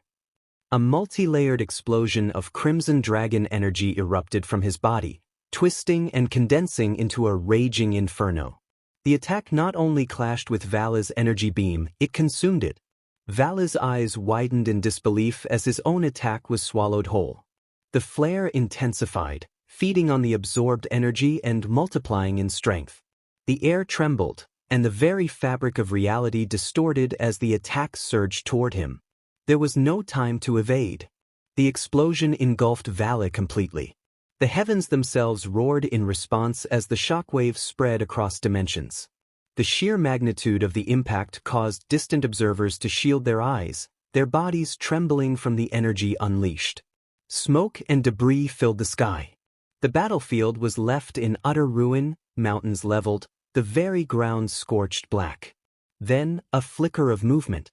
Vali stumbled out of the smoke, his armor cracked, one of his wings missing, and blood dripping from his lips. His breathing was ragged, but his gaze was still fierce. Heh! He let out a pained chuckle. Is that all you got? Issei appeared before him again, his gauntlet glowing ominously. No. This is only the beginning. Vali barely had a moment to react before another devastating strike came crashing toward him. The battle was far from over. Vali gritted his teeth as the air around him began to distort. His armor flickered, energy surging as he activated one of his ultimate techniques. Half dimension. A pulse of power erupted from him, a vast wave of spatial compression distorting reality itself. Everything caught in its wake. The earth, the air, even the residual magic lingering in the battlefield, began to shrink and collapse. The very fabric of space twisted violently as Vali exerted control over it, seeking to force Issei into nothingness. But Issei didn't move. Instead, he raised his hands, fingers forming a precise and deliberate sign. Crimson Dominion. The entire battlefield trembled. A deafening roar echoed as a massive dome of pure crimson energy erupted outward, engulfing everything within its radius. The sky darkened, suffused with an ominous red glow, while the air became thick with overwhelming draconic pressure. For a moment, Vali felt something unusual. His power, his very connection to magic, was being drained. What? Vali's eyes widened. Inside the Crimson Dominion, all energy-based attacks were forcibly absorbed into Issei's boosted gear, rendering him immune to most magic. The very nature of the domain nullified external forces, sealing or suppressing abilities beyond a certain threshold. Worse yet, the longer the battle dragged on, the stronger Issei would become. A heavy silence fell upon the battlefield. Then, with a powerful declaration, Issei unleashed his energy. Boost X 1000. A tidal wave of energy exploded from Issei's body, filling the domain with raw, unstoppable power. His aura, once a controlled blaze, now raged like a hurricane, distorting space with its sheer intensity. His wings expanded, pulsating with overwhelming might, and his gauntlets flared with an ominous radiance. Issei's eyes locked onto Vali, his voice cold and devoid of mercy. "Your magic is meaningless here." Vali clenched his fists, feeling the weight of the battle pressing down on him. His half-dimension, one of his strongest techniques, was already breaking down under the pressure of Issei's domain. But he refused to be outdone. With a snarl, he propelled himself forward, his wings flaring as he coated his gauntlets in layers of compressed demonic energy. The ground beneath him shattered from the sheer force of his acceleration. In the blink of an eye, he was in front of Issei. A devastating punch shot toward Issei's face, backed by the full force of Juggernaut Drive. The sheer impact distorted the space around them, creating ripples in the air. But Issei didn't even flinch. He caught Vali's fist effortlessly, his grip like iron. The force of the impact sent a shockwave outward, but Issei remained unmoved. Vali's eyes widened. Then, with another powerful shout, Issei unleashed Boost X 1000. A pulse of energy erupted from his body, and before Vali could react, Issei twisted his grip, sending him hurtling through the air like a meteor. Vali crashed into the ground with earth-shattering force, sending debris flying in every direction. The very ground crumbled beneath him, forming a massive crater. Issei was already above him, and with terrifying speed he brought down his gauntlet. Vali barely managed to roll away as the impact shattered the land where he had just been. He coughed, gritting his teeth. His power was being drained faster than he could replenish it. His regeneration was struggling. His speed was slowing. He had to move. With a furious roar, he activated Divide again. Divide! A pulse of energy shot toward Issei, attempting to have his power. But inside the Crimson Dominion, Issei's power instantly multiplied again, rendering the attempt useless. Vali's eyes widened in disbelief. "That's impossible." Before he could react, Issei appeared right in front of him. His gauntlet shimmered with draconic energy, forming the spectral jaws of a massive dragon. Crimson Dragon Fang. The spectral dragon jaws lunged forward, their fangs glistening with unrelenting power. The attack ignored defenses, cutting through energy and space itself. Vali roared, raising both arms as he condensed layers upon layers of defensive magic around himself. He had no choice but to withstand the hit. The impact was cataclysmic. The air itself cracked as shockwaves tore through the battlefield. The sheer pressure obliterated everything in its wake, sending tremors across the realm. When the dust cleared, Vali was kneeling, blood dripping from his mouth. His armor was cracked, and his body was covered in deep lacerations. His right arm hung limply at his side, nearly shattered. Issei stood before him, completely unharmed. His aura had only grown stronger. Vali breathed, struggling to stand. His pride refused to let him fall. But deep down, he knew he couldn't win like this. Issei tilted his head, his voice calm yet merciless. "Your power is fading, Vali. You have no future in this fight." Vali let out a weak chuckle. "DMN. I hate to admit it, but I might actually die here." Issei raised his gauntlet, his entire arm crackling with overwhelming energy. Boost X 1000. Vali felt a chill run down his spine. He had to act now, but it was already too late. Issei clenched his fist. Holy Dragon Crescent Moon. A devastating arc of energy erupted from his gauntlet, slicing through space itself. The sheer magnitude of the attack distorted reality, creating rifts in the air. It was heading straight for Vali. He had no choice. Vali gathered what little power remained within him, pouring everything into one final defense. His wings expanded, his aura flaring as he braced himself. And then, the impact engulfed him entirely. A massive explosion erupted, shaking the very foundations of the battlefield. The sky roared in protest. Mountains crumbled. The earth split apart. The battlefield had long since ceased to resemble anything recognizable. The land had been shattered beyond repair, and even the air itself trembled under the weight of the sheer power being unleashed. Yet, the battle had not yet reached its CLMX. Vali stood, his breath ragged, his body barely holding itself together. A deep, gaping wound had formed on his chest, exposing parts of his Juggernaut Drive armor. The wound was unlike anything he had sustained before, refusing to heal no matter how much demonic energy he circulated through his body. His regeneration, once his lifeline, was failing him. Even the Cow's brigade, who had been watching in stunned silence, were finally showing expressions of disbelief and awe. Chow Chow murmured, his usually composed demeanor wavering for the first time. So he's going to use the Longinus Drive. What will you do now, Issei? Among the gods who had gathered, Odin observed the battle with an unreadable expression. The other deities beside him, Zeus, Shiva, Hades, and Susan, stood in grim silence. This was no longer a mere battle between two warriors. It seems the fight is approaching its conclusion, Odin finally said, stroking his beard. His ancient eyes gleamed with something between fascination and fear. Far above, the Dragon Kings had been watching in silent awe.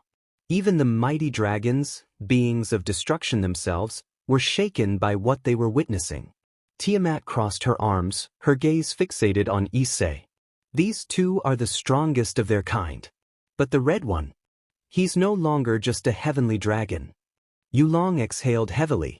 With this much power being thrown around, how is the world even still standing? And then Issei exhaled, lowering his gaze to Vali. His voice was quiet. Boost X10, 000. Time itself seemed to stop. The air howled violently, the ground cracked, and the sky split apart as an impossible surge of power erupted from Issei's body. His aura, already monstrous beyond belief, expanded to an unfathomable degree. It was no longer an aura.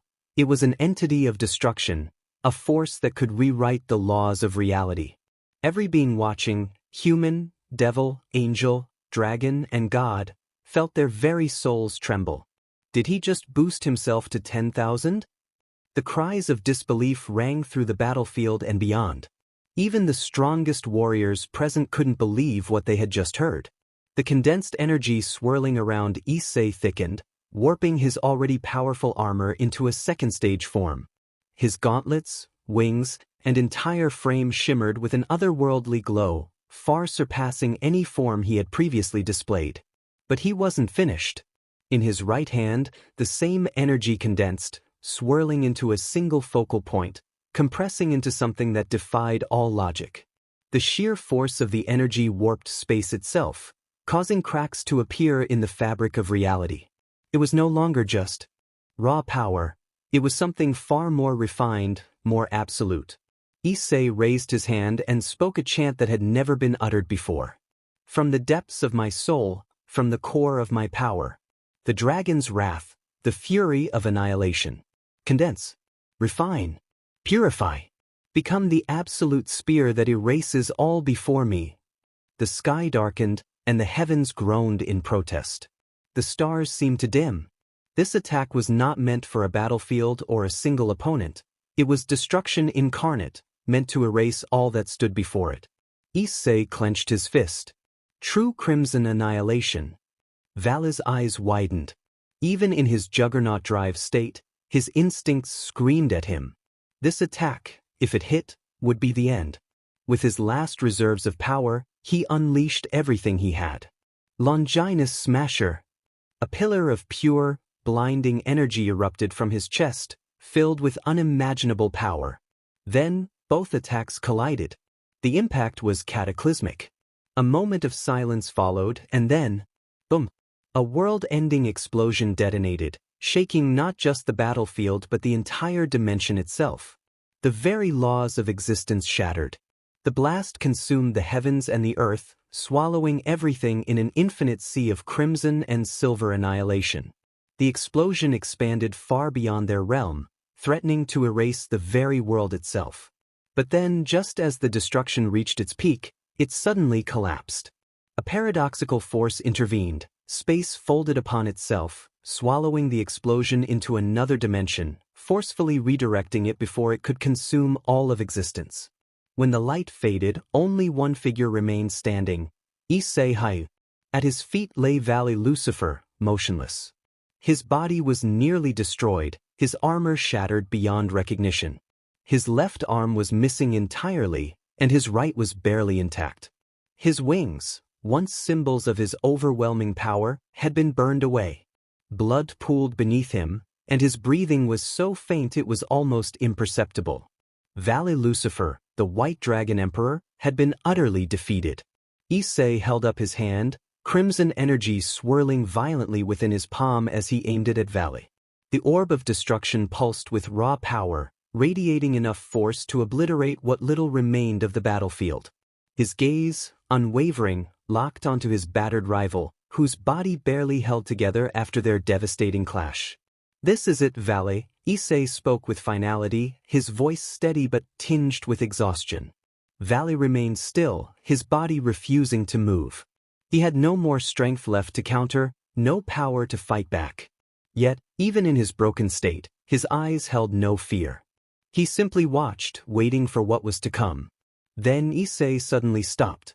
The orb of destruction in his hand flickered and dimmed, his fingers trembling slightly. The world seemed to hold its breath as the factions watching from afar grew confused. The Norse, Greek, Shinto, and even the Hindu gods, including Shiva and Indra, all silently wondered the same thing. Why was Issei hesitating? Shiva, who had been quietly observing the battle, let out a sigh as he crossed his arms. "It's already over," he murmured. As if answering his words, a violent burst of energy shot out from Issei's back. His entire body seized up, his mouth opening in a silent scream before his voice finally erupted in an agonized wail. The sheer pain in his cries sent a chill down the spines of everyone present. Team Vali watched in horror, especially Lu Fei and Kuroka. "And oh, what's happening to him?" Lu Fei's voice trembled as she clutched her staff. Kuroka's golden eyes widened in shock, her claws tightening into fists. "Issei," she shouted, her tone filled with uncharacteristic panic. Somewhere, Kunu covered her mouth with both hands, her small frame trembling as tears welled up in her eyes. "Issei," she whimpered, unable to look away from the horrifying sight. Yasaka, standing behind her daughter, clenched her fists, her golden eyes narrowing in both sorrow and unease. This isn't normal," she muttered. "Something's terribly wrong." The crimson armor that had once protected Issei began to crack, fractures spreading like broken glass. Energy burst from his very skin, his body barely able to contain the sheer force building within him. His screams only grew louder, his agony evident to all who watched. Then, the armor shattered completely. Raw power surged from his exposed body, veins glowing beneath his skin as if his very existence was unraveling. His hands clawed at the air, his face contorted in unbearable pain. His skin cracked, deep fissures splitting open across his body, and from those wounds, blood erupted in violent bursts. His eyes, usually burning with determination, were now filled with something else entirely, terror. "Please," Issei choked, his voice barely a whisper as blood trickled from his mouth. His trembling hand reached out desperately. "Someone help me." Before anyone could react, a sudden force surged through the battlefield, sending shockwaves in all directions. Surzex barely had time to react before he and the other leaders were violently thrown back.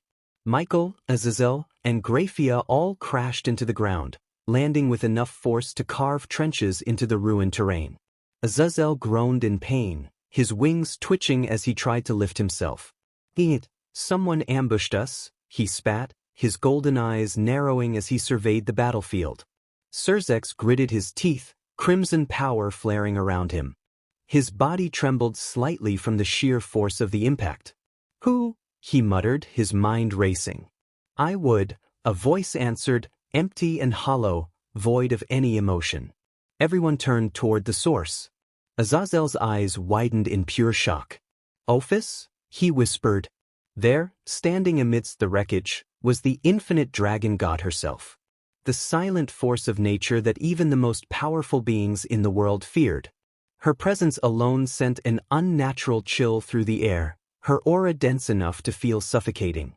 Surzex forced himself up, his crimson aura flaring dangerously. His instincts screamed at him, but he pushed the fear aside. "We won't let you harm them," he declared firmly. Ophis remained unfazed. "That isn't for you to decide," she said coldly. Dark energy swirled around her, the unmistakable power of destruction, Baal's legendary ability, yet even more refined, more absolute. Michael, ever the diplomat, took a step forward, his expression serious.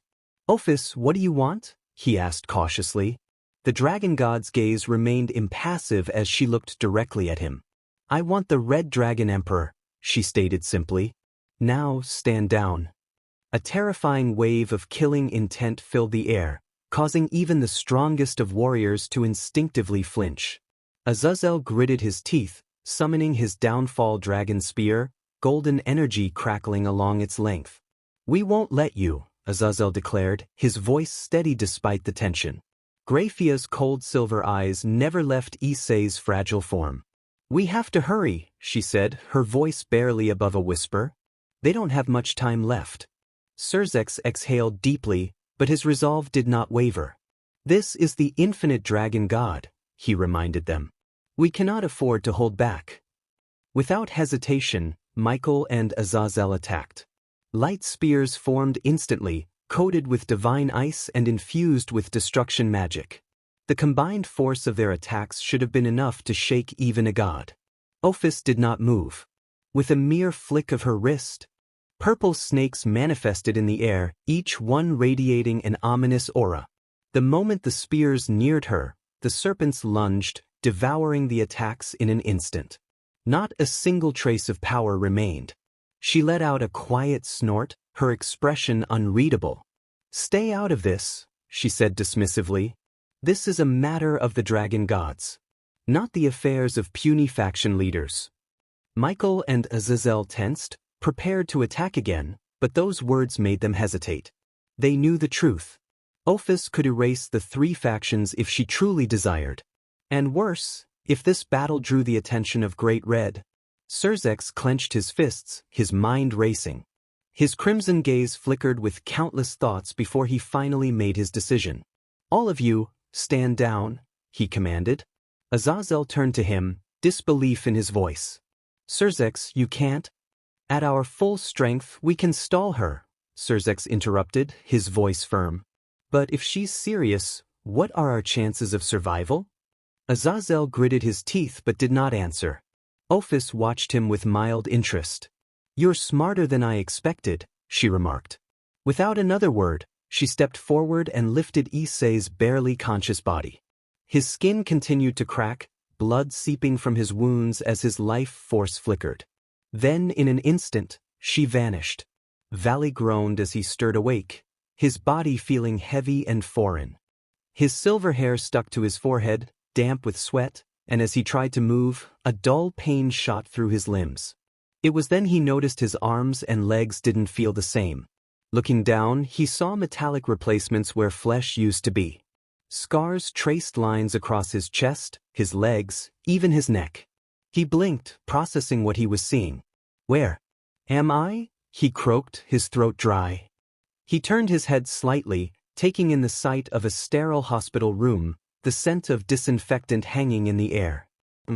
"Not dead," he murmured, a familiar voice echoing in his mind. "You were almost there." Vala's eyes widened slightly. "Albion." "Yes." The dragon's voice was calm, yet there was a weight to it, as if he too was still processing what had happened. Vali clenched his fists. "Then Issei didn't kill me?" "No," Albion answered. "He didn't get the chance. His body couldn't handle the strain of that form. He was suffering from the backlash before he could finish you." Vala's mind reeled. He had expected to die in that battle. That was supposed to be his moment, to clash with Issei at their peaks, to prove who was superior. Yet, in the end, neither of them had claimed victory. "So, he's dead?" Vali asked, his heart sinking. "No. He was taken by Ophis." Vala's breath hitched. His entire body tensed at the words. "What the hell?" The door to his room creaked open, and Vali was soon placed into a wheelchair. His body still felt weak, but his mind was sharper than ever. He needed answers. As he was wheeled into the reception area, he was met with the faces of many. Azazel stood near the center, arms crossed, his expression unreadable. The leaders of the three factions were present, their faces grim.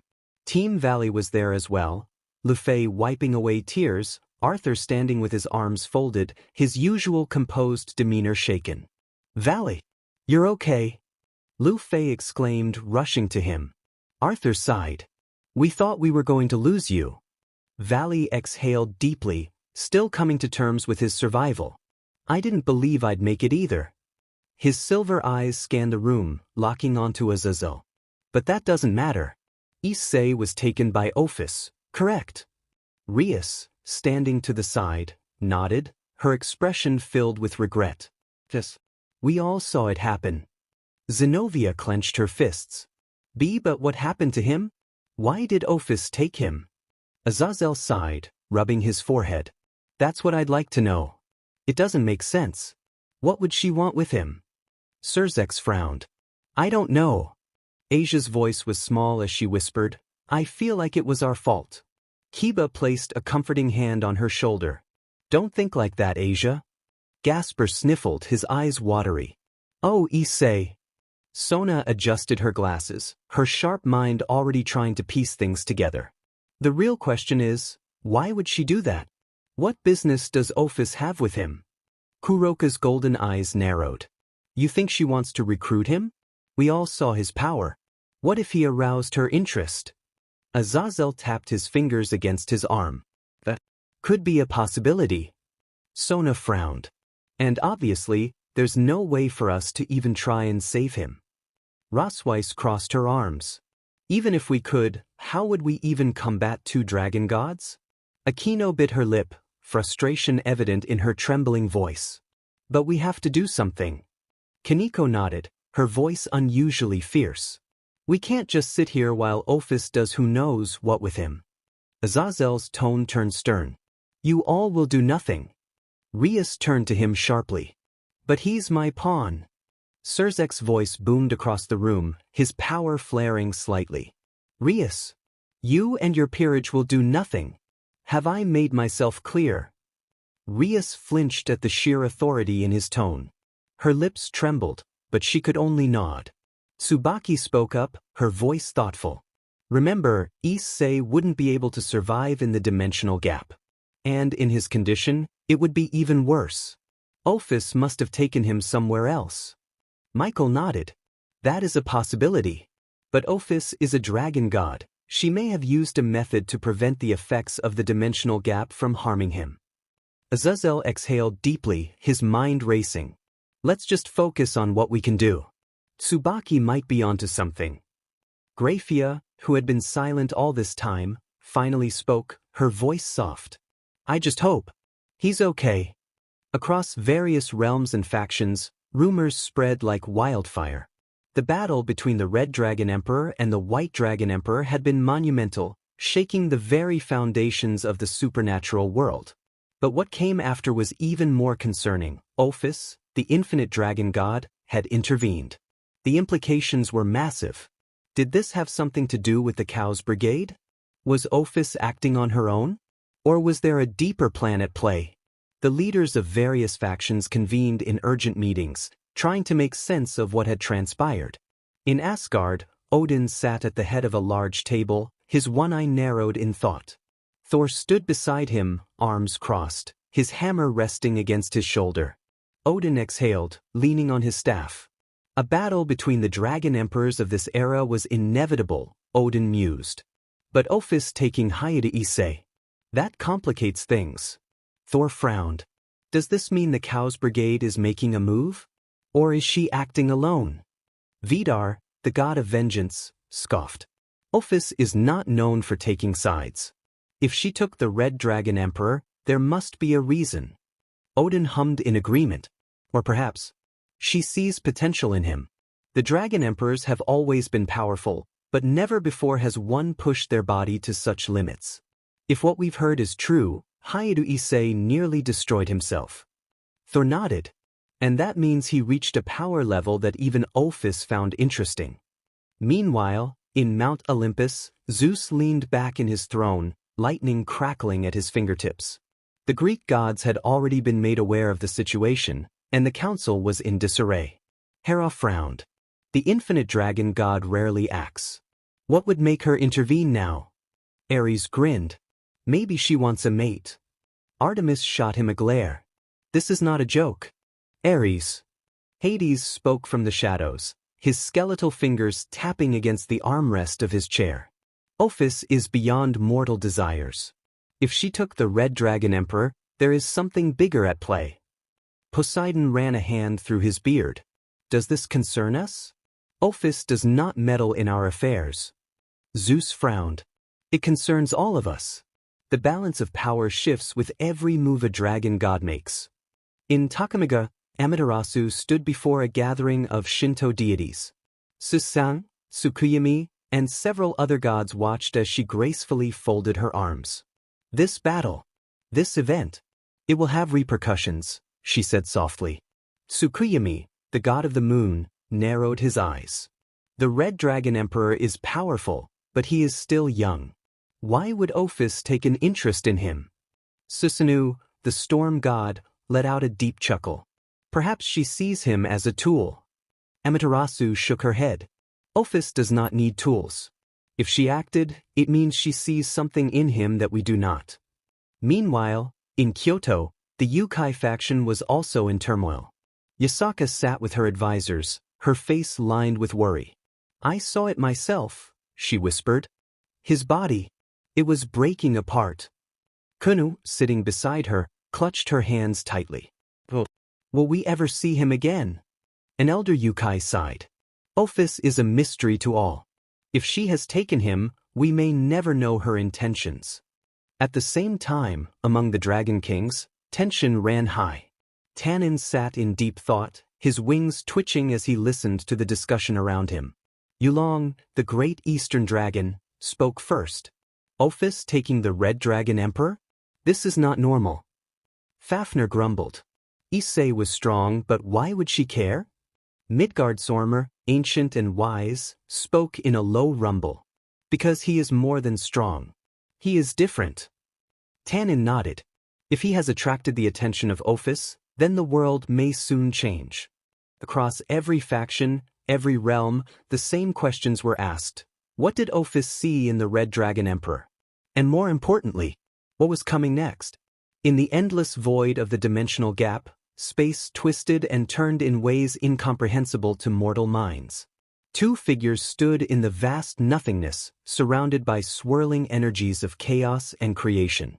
Great Red, in her human form, leaned against the invisible fabric of the void, arms crossed, her crimson-red hair flowing behind her like a roaring flame.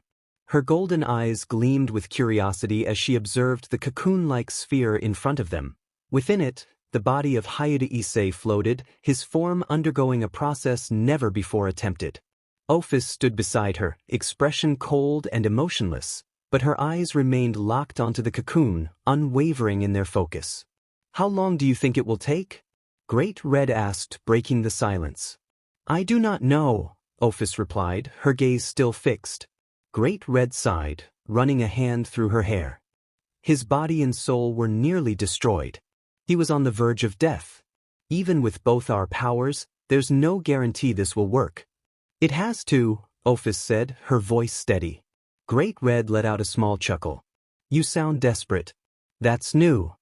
Ophis finally turned to look at her. This is the only way. Great Red smirked. So you truly believe in him, huh? We combined my flesh and power with your infinite life essence, fusing them into his very being. That means he'll inherit both of our strengths. But the real question is, how strong will he become? Ophis was quiet for a moment before responding. Stronger than us. Or weaker? I do not know. Great Red laughed, a deep and hearty sound. A third dragon god, huh? The supernatural world is going to lose its mind when they find out. Ophis didn't react to her amusement. I do not care. Great Red observed her sister's expression, noting the tension in her normally impassive face. You really care about him, don't you? Ophis' cheeks tinted slightly, but her voice remained even. Yes. Great Red smirked. Since when did my little sister develop emotions? Ophis turned away. He makes me happy. Great Red raised an eyebrow. That's a dangerous thing, you know. If you care about him this much, it means you're vulnerable. Ophis' grip tightened slightly. I do not care. Great Red sighed, stretching her arms. Well, since my adorable little sister is so invested in this guy, I suppose I should keep an eye on him too. Ophis immediately turned to her, her expression darkening. You will not harm him. Great Red raised a hand in mock surrender. Relax, relax. If I wanted to harm him, why would I have given up my flesh to help in his transformation? Ophis narrowed her eyes. Great Red grinned. In fact, I'll do you one better. I'll help train him. If he's going to inherit our powers, he needs to know how to use them. Ophis remained silent for a moment before nodding. That is acceptable. Great Red's expression darkened slightly. But let's be clear, if he ever turns against us, if he ever uses our power selfishly or threatens our existence, I won't hesitate to destroy him. Ophis' eyes turned cold. I know. That will not happen. Great Red studied her face before sighing. You really do trust him, don't you? Ophis nodded without hesitation. I do. Great Red exhaled, watching the cocoon pulsate with energy. Then let's wait. This will take time. Ophis' voice, usually devoid of emotion, wavered just slightly. Sit. Please wake up soon. The tension in the supernatural world had reached its peak. It had been 6 months since the battle between Issei and Vali, 6 months since the Red Dragon Emperor had been taken by Ophis into the unknown. The three factions had exhausted every possible method to locate him, but there was nothing, no trace, no hint of his whereabouts, only uncertainty and speculation.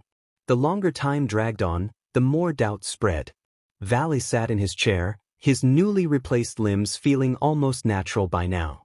Thanks to Phoenix Tears, Asia's healing, Kuroka's support, and Azazel's expertise in technology, he was back in action.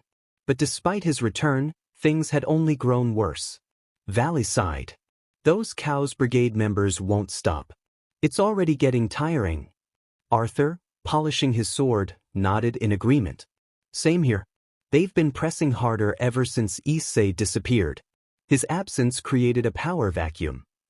Kuroka, sitting on the table with a lazy posture, flicked her ears. Due to Issei's absence, the biblical faction has been weakened. Vali frowned. They relied on him too much. Biko leaned against the wall, arms crossed. It's already been 6 months. I don't think he's alive. Lu Fei hesitated, glancing down. I'm not sure either. But Ophis took him for a reason. Maybe she needed him for something? Vali clicked his tongue. If he's alive, he better come back soon. If he's dead, then we're wasting our time hoping. The room fell silent. Meanwhile, in the Occult Research Club, Zenobia and Kiba had just finished training when they entered the clubroom, only to be met with the sound of quiet sobbing. The scene before them was one of sadness. Asia sat on the couch, tears streaming down her face as Irina held her, whispering soothing words. Zenobia frowned. What's going on? Kiba's brows knitted in concern. Asia, are you all right? Asia looked up at them, her eyes red and puffy. What do you think? Irina let out a sigh. It's about Issei. Zenobia crossed her arms. Oh, Asia, please move on. Issei is gone. Asia's face twisted in anguish. We didn't even get to apologize for what we did. You saw the way he looked at us last time. He looked at me like he wished he never met me. But why didn't I just keep my mouth shut? Her sobs grew louder. Zenobia scowled. Crying will absolutely do nothing. Her sharp tone startled Asia. He's gone. Not coming back. Asia shot up from her seat, glaring at Zenobia with a mixture of sorrow and rage. You don't know that, she yelled. Zenobia met her glare with equal intensity. Asia clenched her fists. Why do you care? All you ever wanted was to be close to him. The words hit Zenobia hard. Her jaw clenched, and her hands trembled with suppressed emotion. Kiba quickly stepped between them. Enough, guys. Arguing won't solve anything. Just then, the door opened, and Rosweiss walked in, hearing the last part of the argument. She rubbed her temple. Kiba's right. Arguing won't do anything. Asia looked at her with desperate eyes. So what should we do then? Rosweiss hesitated. I don't know. The room fell silent until another voice cut through. What is going on here? Everyone turned to see Rias standing at the door, arms crossed, concern evident on her face. Kiba let out a sigh. It's about Issei. Rias' face darkened. Asia. We all miss him. It's been months, and the three factions still haven't found anything. Aquino, standing beside her, nodded. Even though we haven't heard from him, the three factions haven't given up. Gasper, who had been silent until now, lowered his head. Even if he comes back, what makes you think he'll look at us the same way again? His voice trembled, his small frame shaking as he held back tears. Kaneko, who had been sitting on the couch quietly, finally moved, reaching out to pat Gasper's back. Crying and getting sad won't bring him back. Gasper sniffled. I know. Rias sighed, feeling the weight of their emotions. Everyone, it's best we take a break. The room was filled with silent nods, but in their hearts, none of them truly felt at ease. The uncertainty was unbearable, and none of them knew what the future held. Issei felt weightless, as if he were floating in a sea of darkness. But within that darkness, fragments of light flickered, memories moving like scenes from a movie, playing before his eyes. Some were familiar, moments from his life that he could recall without effort. But then there was something else, something different. A scene unfolded, showing a small boy, no older than 7, running through a lush green field. He was laughing, his young voice filled with joy. And beside him, a girl walked at his pace, watching him with an unreadable expression. Her long, jet-black hair swayed with each step, and her piercing, serpent-like eyes held a quiet intensity. Issei's breath caught in his throat. That boy was him. But the girl? Ophis? He muttered, his voice barely a whisper. His past self was playing with her, throwing small stones into a river, giggling every time they made a splash. Your throw is weak, the young Ophis remarked, her voice calm but with the faintest trace of amusement. Hey, that one was good, 7-year-old Issei pouted, puffing his cheeks in defiance. Ophis tilted her head. No. Watch. She picked up a stone, her delicate fingers closing around it, and with a flick of her wrist, she sent it skimming across the water's surface. The rock bounced 7, 8, 9 times before disappearing into the distance. Young Issei gawked. That's not fair. You're like crazy strong. Ophis blinked. Of course, I am a dragon god. He pouted again but quickly broke into laughter. Still, that was amazing. You have to teach me how to do that. Ophis stared at him for a long moment before nodding. Okay. The memory shifted, fast-forwarding like a reel of film. More scenes flashed by, him and Ophis sitting beneath a tree, eating sweets together. Ophis curiously poking his cheek when he fell asleep in her lap, Issei calling her his best friend, grinning from ear to ear. And then, a moment that made his heart stop, Ophis leaning in close to his tiny frame, placing her finger against his forehead. I will mark you as mine, she said simply. What does that mean? 7-year-old Issei asked, blinking up at her in confusion. It means you are my mate. My chosen one, Ophis stated as if it were the most natural thing in the world. Mate? His young face scrunched up. Like in those animal shows? Ophis nodded. But I don't really get it. You will, she said, pressing her forehead against his. One day.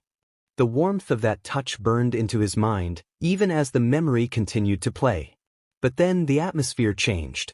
The colors dimmed, and the weight of something heavy settled over the scene. Young Issei looked up at Ophis, his bright eyes clouded with sadness. You're leaving? He asked, his voice barely above a whisper. Ophis stared at him in silence, her expression unreadable. But why? We were supposed to play again tomorrow, he continued, his small fists clenching at his sides. Her lips parted slightly, and for the first time, her voice held a hint of hesitation. I must return to the dimensional gap. It is my home. But why can't I come with you? Issei's voice trembled, and he fought to hold back tears. You promised you wouldn't leave me alone. Ophis knelt down to meet his gaze. You will forget me. His breath caught in his throat. Forget? She nodded. I will seal these memories. You will not remember until the time is right. Tears welled in his young eyes, but he furiously wiped them away. That's not fair. Why do I have to forget you? I don't want to. Ophis lifted her hand and placed it gently against his forehead. Because if you remember, you will seek me out. And you are not ready for that world yet. I don't care. I just want you to stay. His voice cracked, and his small frame trembled.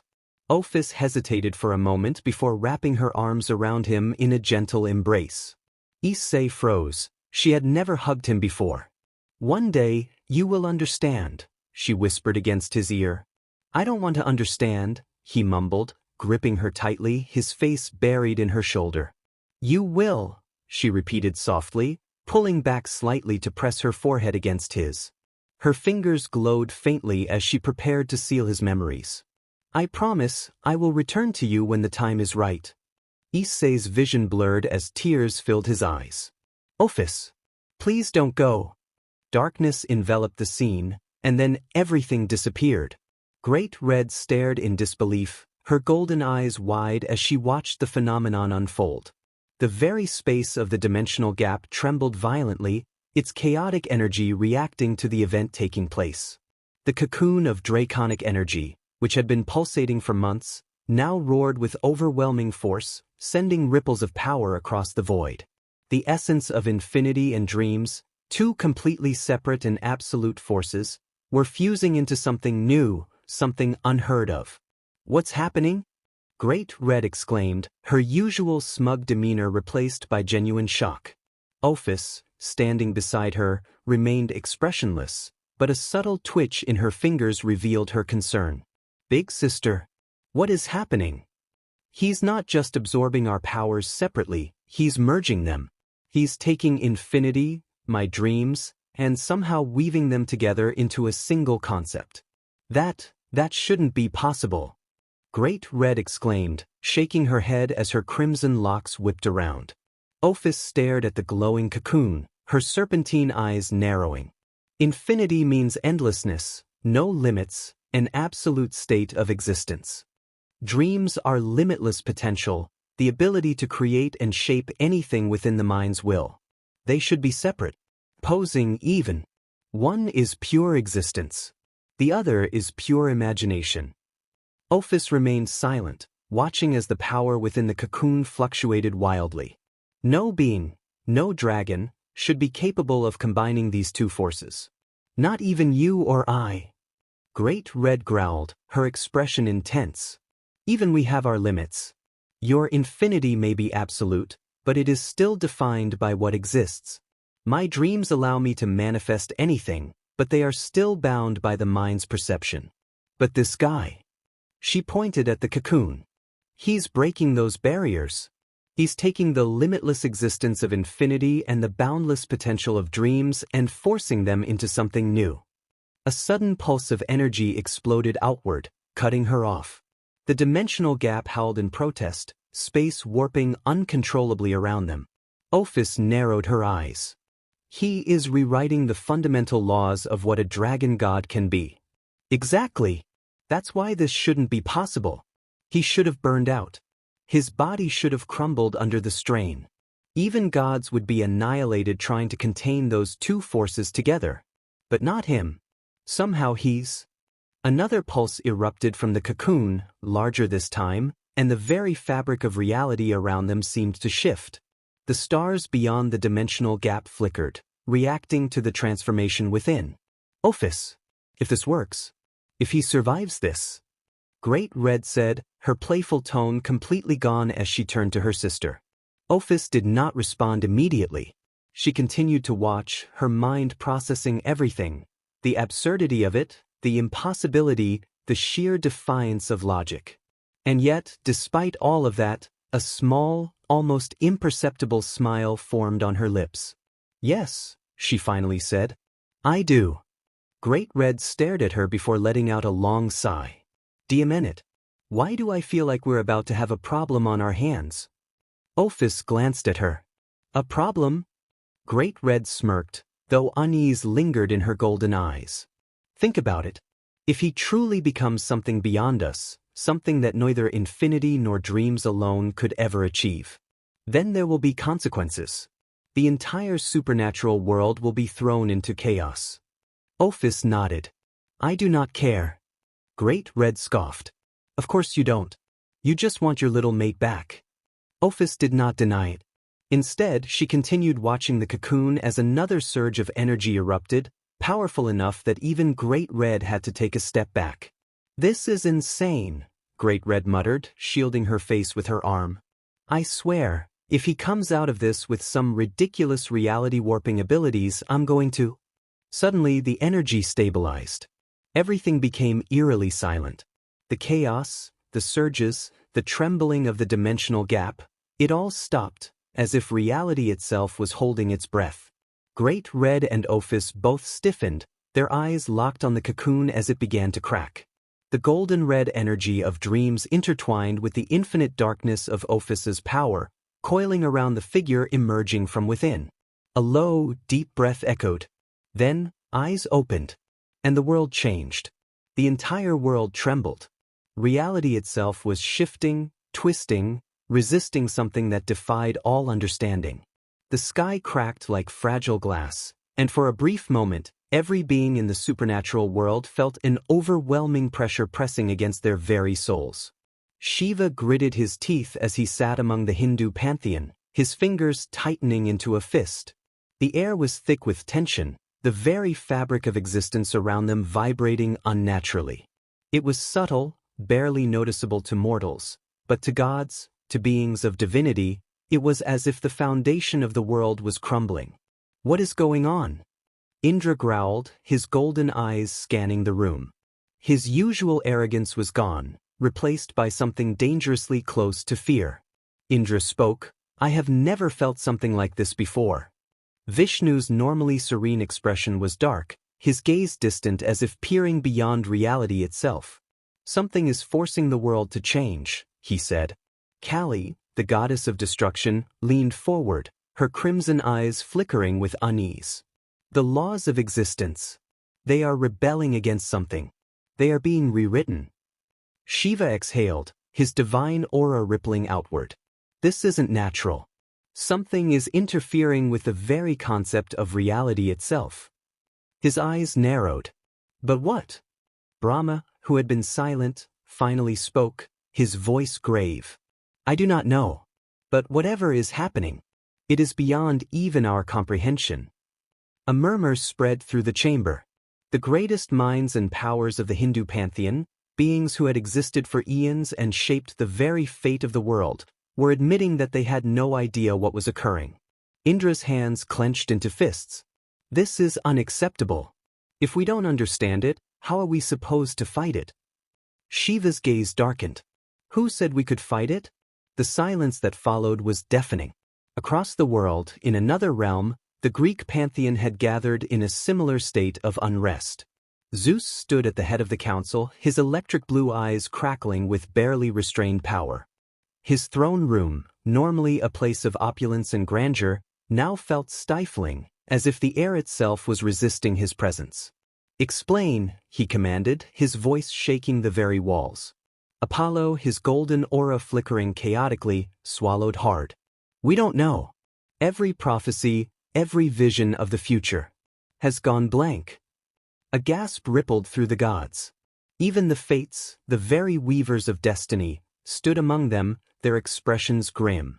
Clotho whispered, this is not something that should be possible, her fingers gripping the threads of fate as if trying to hold onto something slipping away.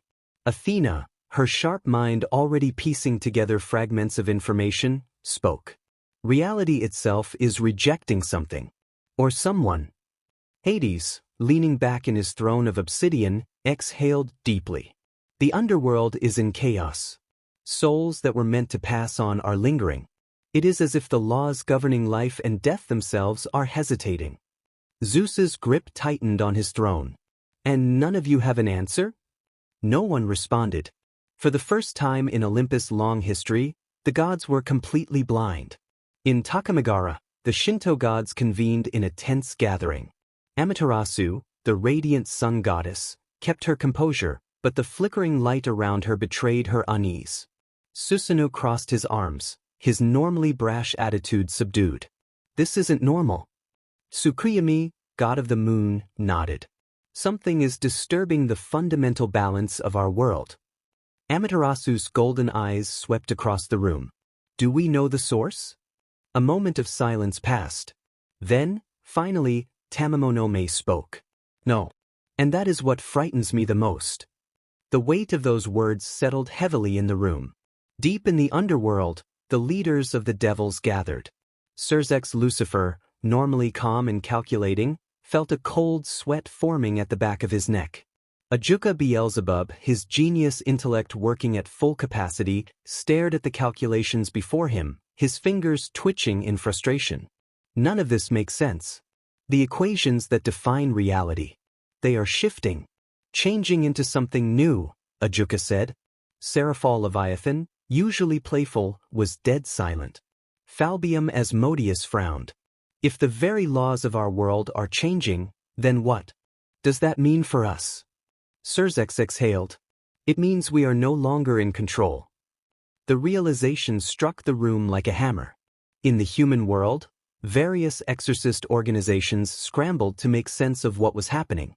The Vatican, Grigori, and even independent sacred gear researchers found themselves staring at anomalies that defied all understanding. Azazel, the Governor-General of Grigori, rubbed his temples, looking at the endless streams of data flashing before him.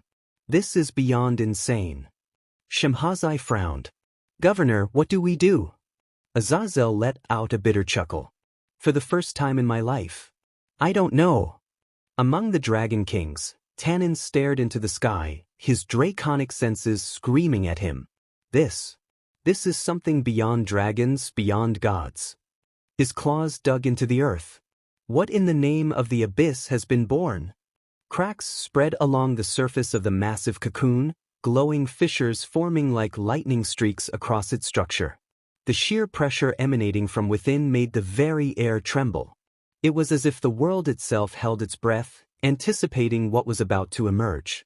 Then, with a final shattering sound, the cocoon exploded into countless fragments of light, dissolving into the void. Issei stood at the center of it all, his new form unveiled to the watching dragon gods.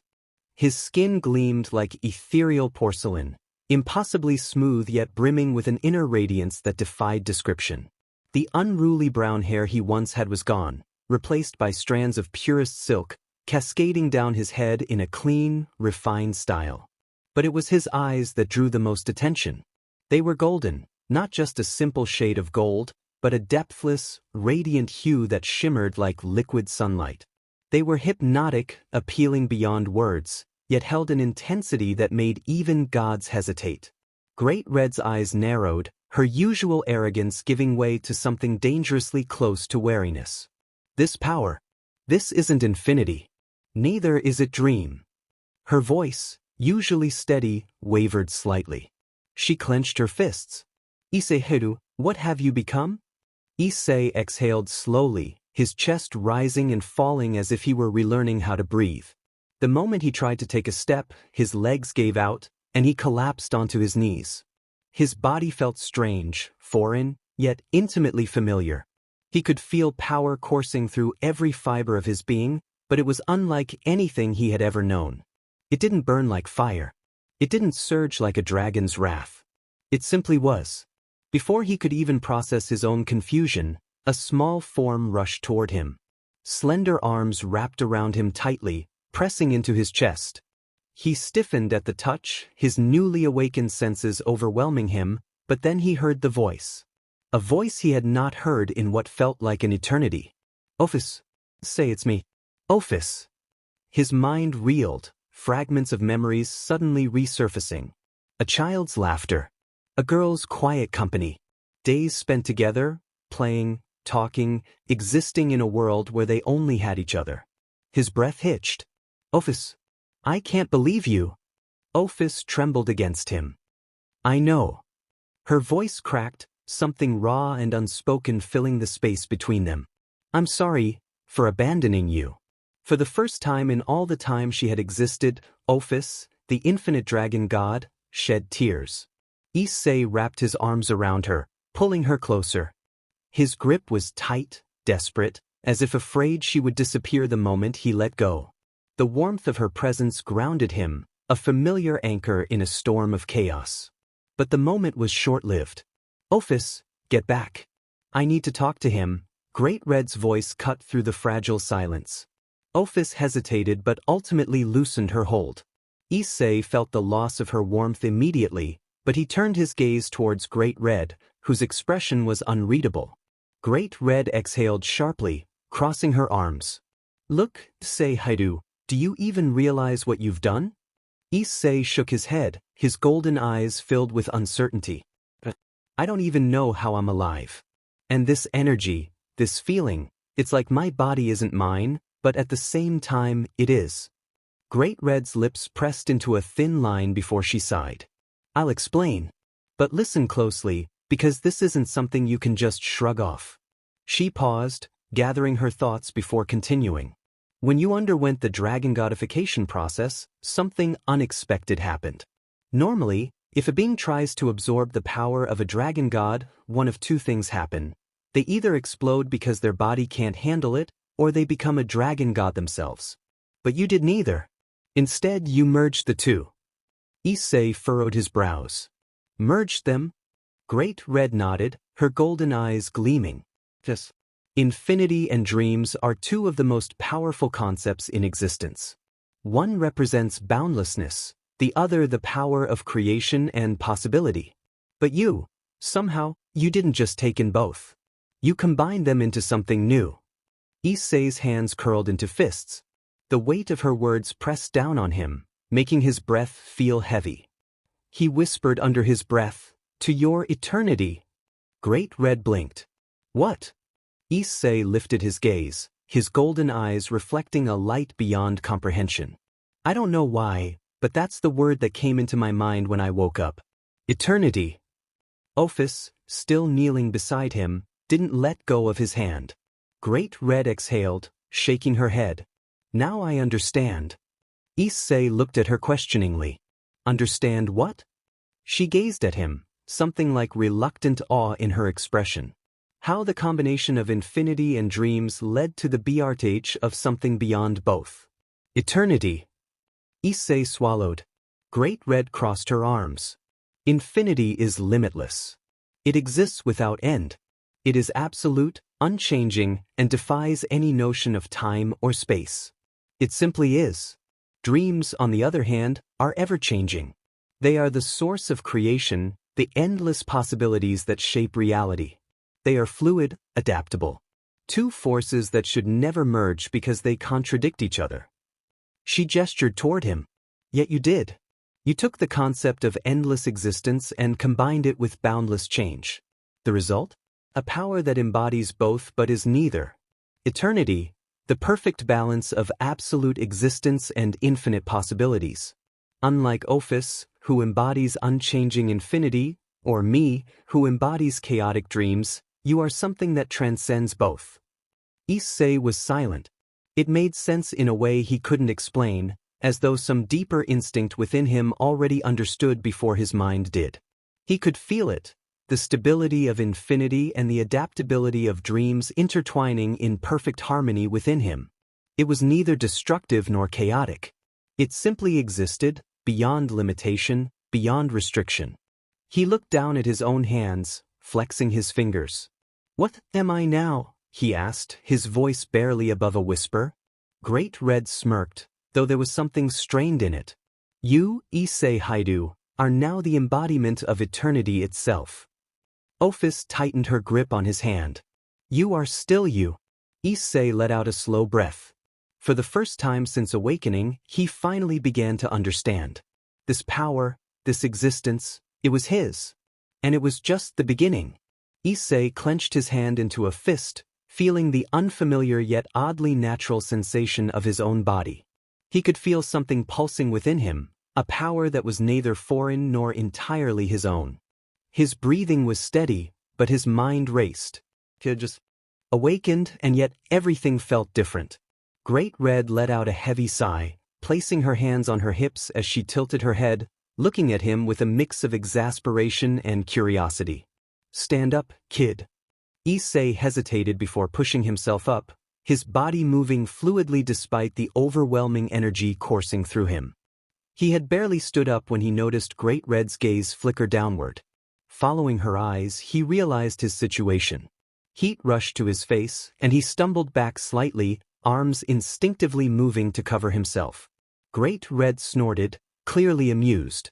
With a snap of her fingers, a set of clothes materialized in the air before being tossed toward him.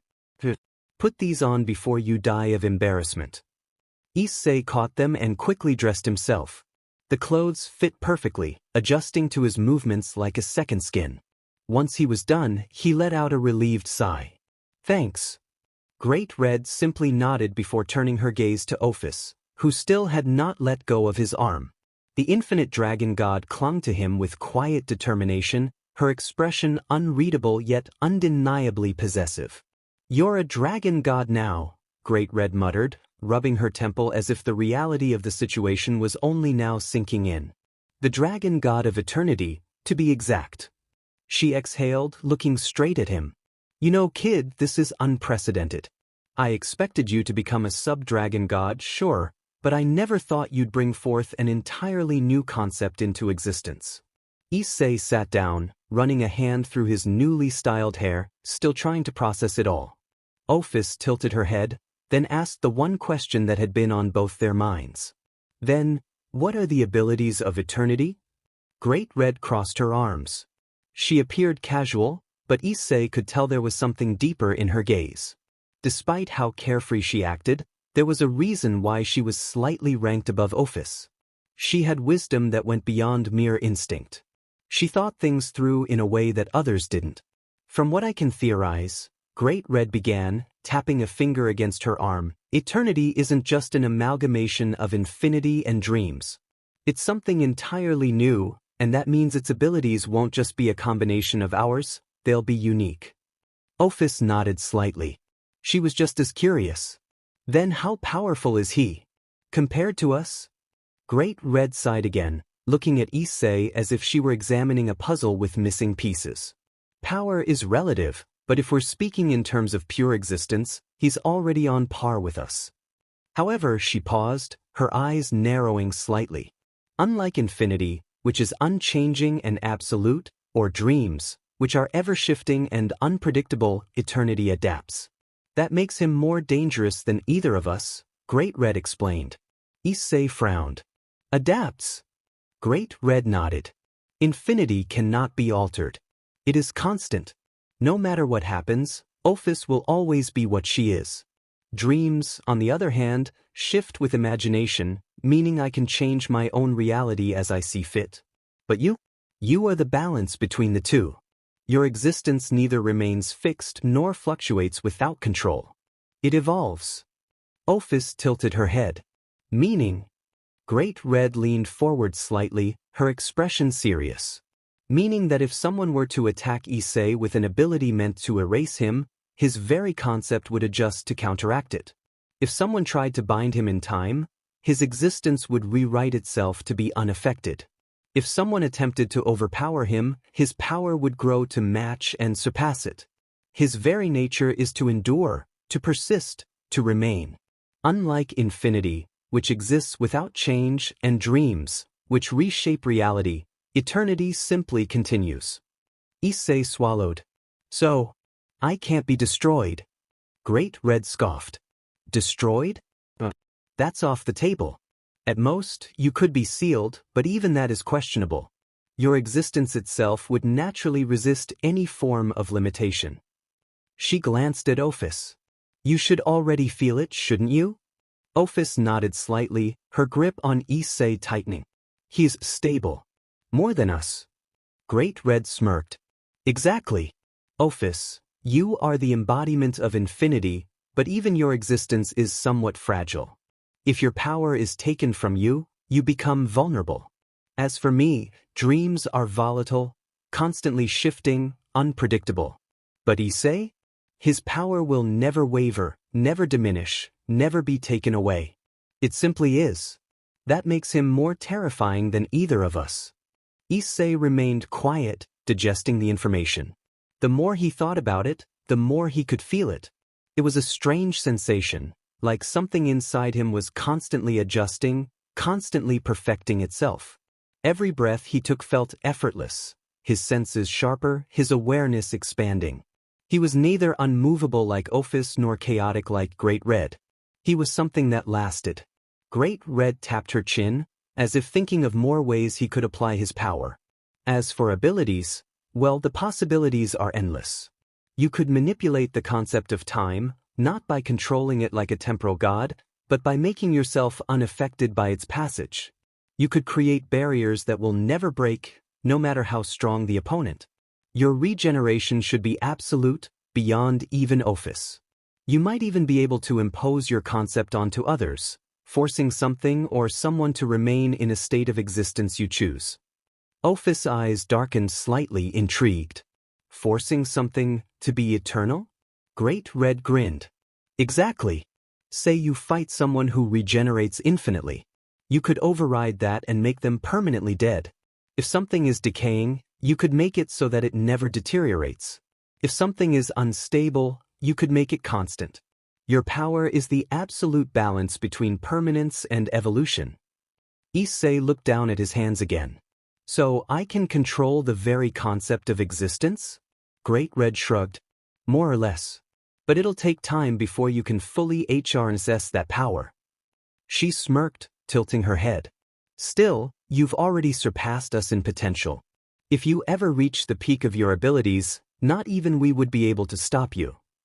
Issei exhaled slowly. The weight of what he had become was finally settling in. He had started as a human, then became a devil, then a dragon god. But now he was something entirely new. Something beyond comprehension. Ophis moved closer, resting her forehead against his shoulder. You are still Issei, she murmured. Issei blinked before smiling softly. Yeah, I guess I am. Great Red watched the interaction before shaking her head with a smirk. Well, brat, welcome to your new reality. Let's see what eternity has in store for you. The air around Issei trembled as the boosted gear materialized on his arm, the familiar crimson gauntlet gleaming under an unseen light. The power within it pulsed, alive and heavy, yet different. He could feel it. Something had changed. A deep, ancient voice rumbled within his mind. Partner. Issei's breath hitched. Ddraig, you're okay? The dragon's voice was calm but carried an undertone of something unreadable. More than okay. But we need to talk. Before Issei could respond, the gauntlet flickered, and for the first time in what felt like an eternity, Ddraig manifested before him. The massive red dragon stood tall, his emerald eyes focused solely on Issei. Ophis and Great Red remained silent, watching. Issei swallowed. Ddraig, what happened? The dragon exhaled, his breath causing space itself to distort slightly.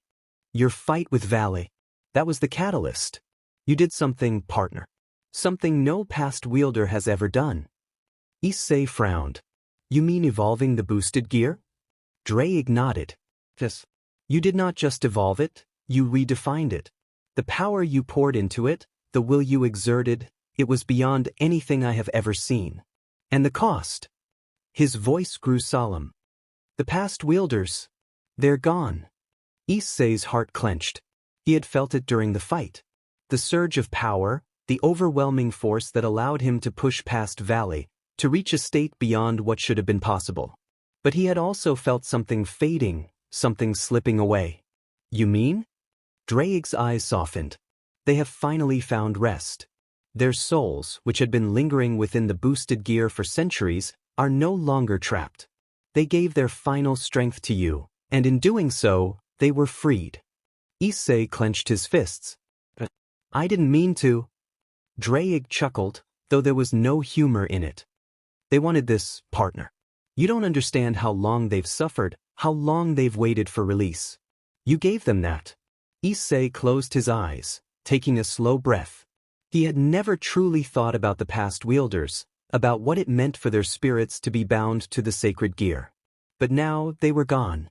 And the boosted gear. His eyes snapped open. Wait, if they're gone, then what about the boosted gear itself? What about you? Ddraig's expression grew unreadable. That's the second thing we need to talk about. The gauntlet on Issei's arm pulsed again, but this time it felt different. Ddraig's wings stretched slightly before he spoke again. You are no longer a mere devil, partner. You are now the dragon god of eternity. And because of that, the boosted gear is no longer bound by the sacred gear system created by the biblical god. Issei's eyes widened. What? Ophis finally spoke. He is correct. Your transformation has severed the boosted gear from the system. Great Red crossed her arms. That means it is fully yours now. No limitations. No restrictions. Issei stood in contemplation, gazing down at the gauntlet that had become a part of him. So, the boosted gear is just part of me now? He asked, seeking clarity. Ddraig nodded in affirmation. It has always been yours, but now it transcends a mere sacred gear. It is no longer a tool created by a god. It is something unique to you. Issei exhaled, his thoughts racing. Then, does that mean I can still use its abilities? Ddraig smirked. Of course, but its potential is no longer limited to what it was before. You are not just a host anymore, you are its god now. A chill ran down Issei's spine. The idea of the boosted gear no longer being constrained by the original system meant he could truly harness its power. Great Red sighed, adding, it means you can shape its power however you see fit. Its base ability, doubling power, is still there, but now you could evolve it further, redefine its very existence just like you did before. Ophis tilted her head slightly. The boosted gear is no longer just a tool. It is an extension of you. Issei ran a hand through his hair, feeling overwhelmed. This is insane. Ddraig chuckled. That's putting it lightly, partner. But let me warn you, because the boosted gear is now tied to you alone, its power will come entirely from your own energy and existence. You won't have the past wielders to lend you strength anymore. Issei nodded slowly, realizing that meant no more shortcuts or borrowed power. Yet at the same time, Ophis leaned closer. But he is the dragon god of eternity. His power is limitless. That means the boosted gear has also transcended its former limits. Ddraig grinned. Exactly. If you train it properly, partner, it could become something greater than even what it once was. It could be a weapon that surpasses anything ever created. Issei let out a long breath, staring at his gauntlet.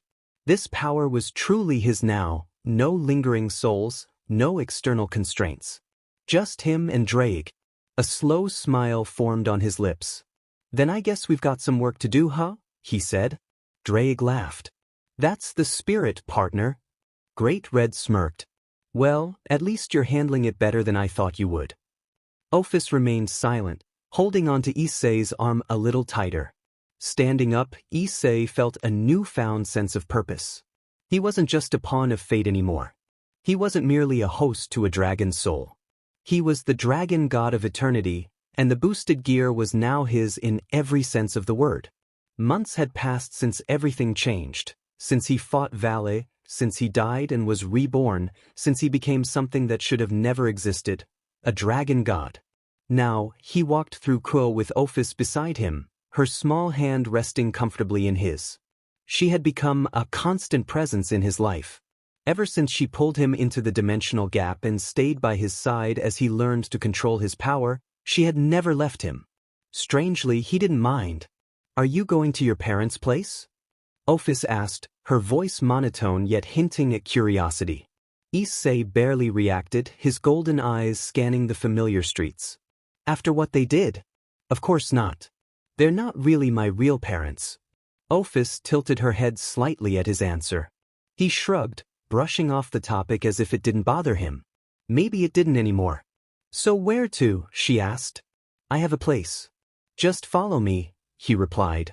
After a moment he glanced at her. You want something to eat? I do not need to eat, she replied simply, then paused. But if you want. Issei smirked. What about a bakery? He led her to a bakery, buying her a selection of sweets. As she took a bite, her expression changed for the first time in a long while. Her eyes widened, and her lips curled into something resembling happiness. Delicious, she muttered, her voice barely above a whisper, but the emotion behind it was unmistakable.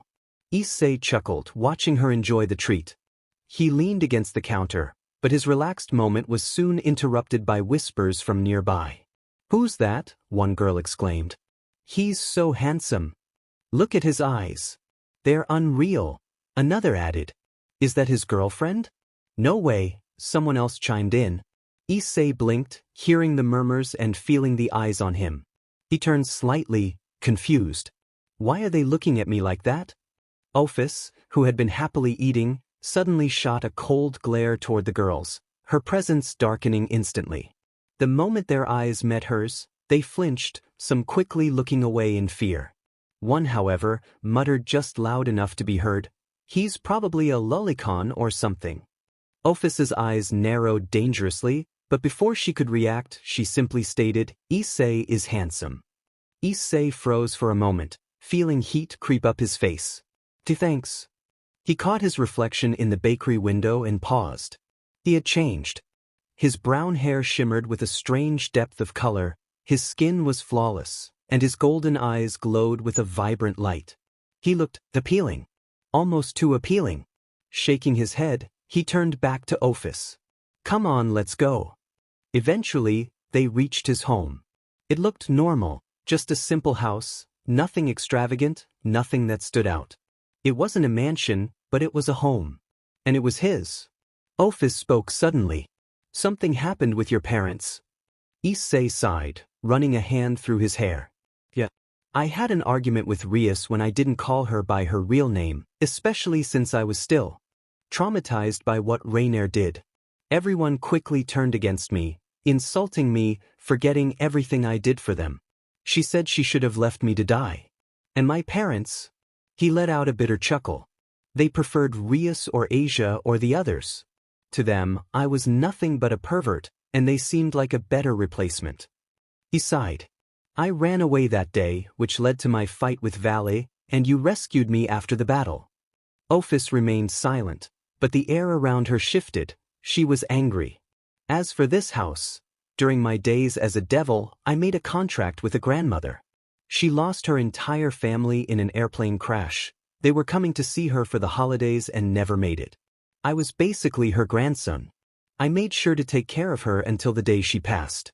She left me her home and everything. I was a stranger at first, but she felt like family. Ophis was silent for a moment, then suddenly moved closer, wrapping her arms around him in a soft, warm embrace.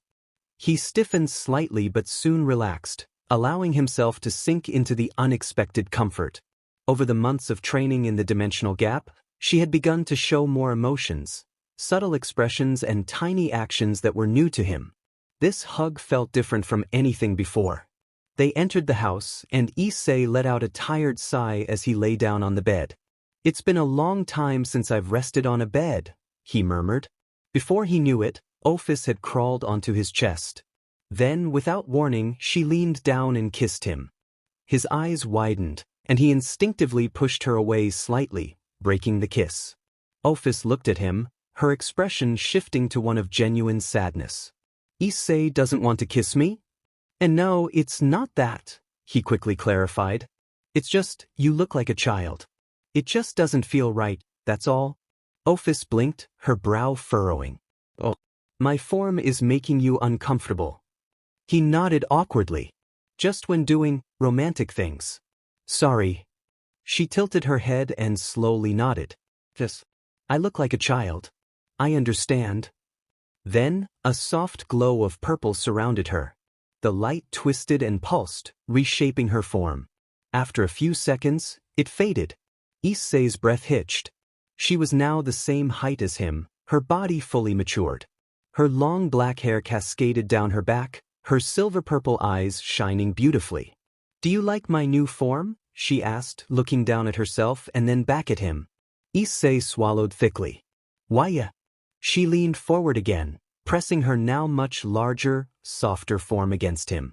This time, when she kissed him, he didn't push her away. The kiss was deep, slow, and lingering. When they finally pulled away, Ophis rested her head against his chest, her arms wrapped around him. Issei let out a slow breath, lying back down, his arms instinctively holding onto her. For the first time in a long time, he felt at peace. Morning came, and Issei woke up, stretching his arms as he let out a deep yawn. His body felt powerful, free from fatigue, yet the act of waking up remained ingrained in him. As he blinked away the remnants of sleep, he felt a light pressure on his chest. Looking down, he met a pair of deep, silver-purple eyes. You didn't sleep? He asked, tilting his head slightly. Ophis shook her head, her long black hair falling over his chest. I don't need to sleep, she replied, a small, rare smile appearing on her face. How was your night? It was fine, he said, returning her smile. He stretched again, feeling the warmth of her body still pressed against him.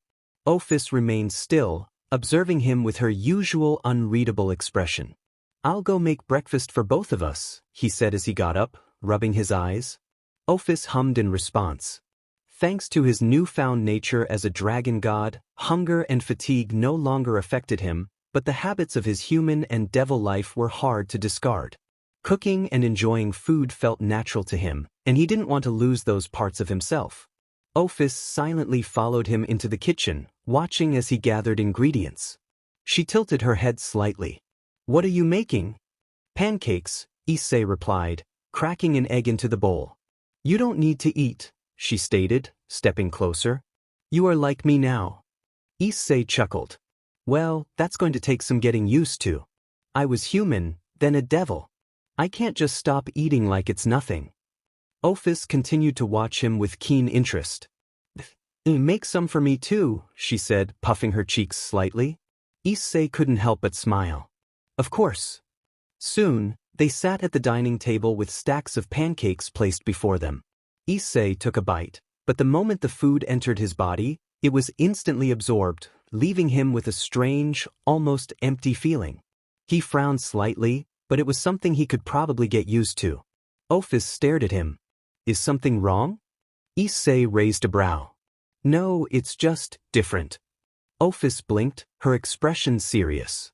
I want you to feed me. Issei's lips twitched at her request, but before he could respond, she moved swiftly until she was seated on his lap.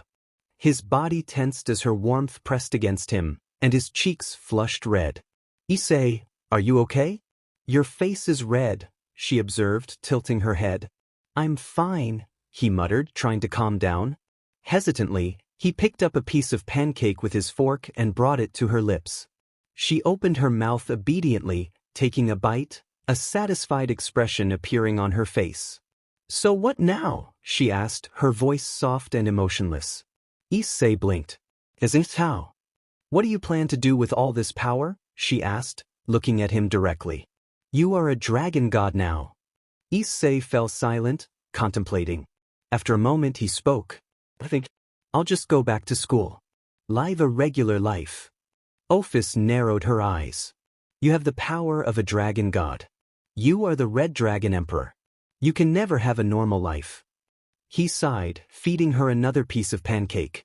I plan on keeping a low profile. The stress of everything over these past months alone. Ophis watched him, her gaze softening just a little. Well, no matter what you do, I will be by your side. Before he could react, she suddenly leaned forward and wrapped her arms around him, pressing his face into her embrace. His face turned an even darker shade of red. Oh, Ophis, he stuttered, his voice muffled. I will always be with you, Issei, she promised. Issei sighed into her, a small smile forming on his lips despite his embarrassment. Yeah. He sat there for a moment, enjoying the warmth of Ophis still pressed against him. A thought crossed Issei's mind, prompting him to ask, What about you? Ophis tilted her head, her expression as unreadable as ever, but her curiosity was evident. What do you mean? The Cow's Brigade, Issei replied, his voice firm. Ophis sighed softly, as if she had anticipated the question but wasn't particularly eager to answer. I created the Cows Brigade to help me defeat my older sister so I could reclaim the dimensional gap and spend eternity with you. Not for world domination. Issei rubbed his temples, trying to process everything. I don't understand. What about Rizavim? The hero faction? And all the chaos they caused? Ophis shook her head, her long black hair flowing slightly with the movement. I did recruit them, but that doesn't mean I control them. Issei blinked, confusion evident on his face.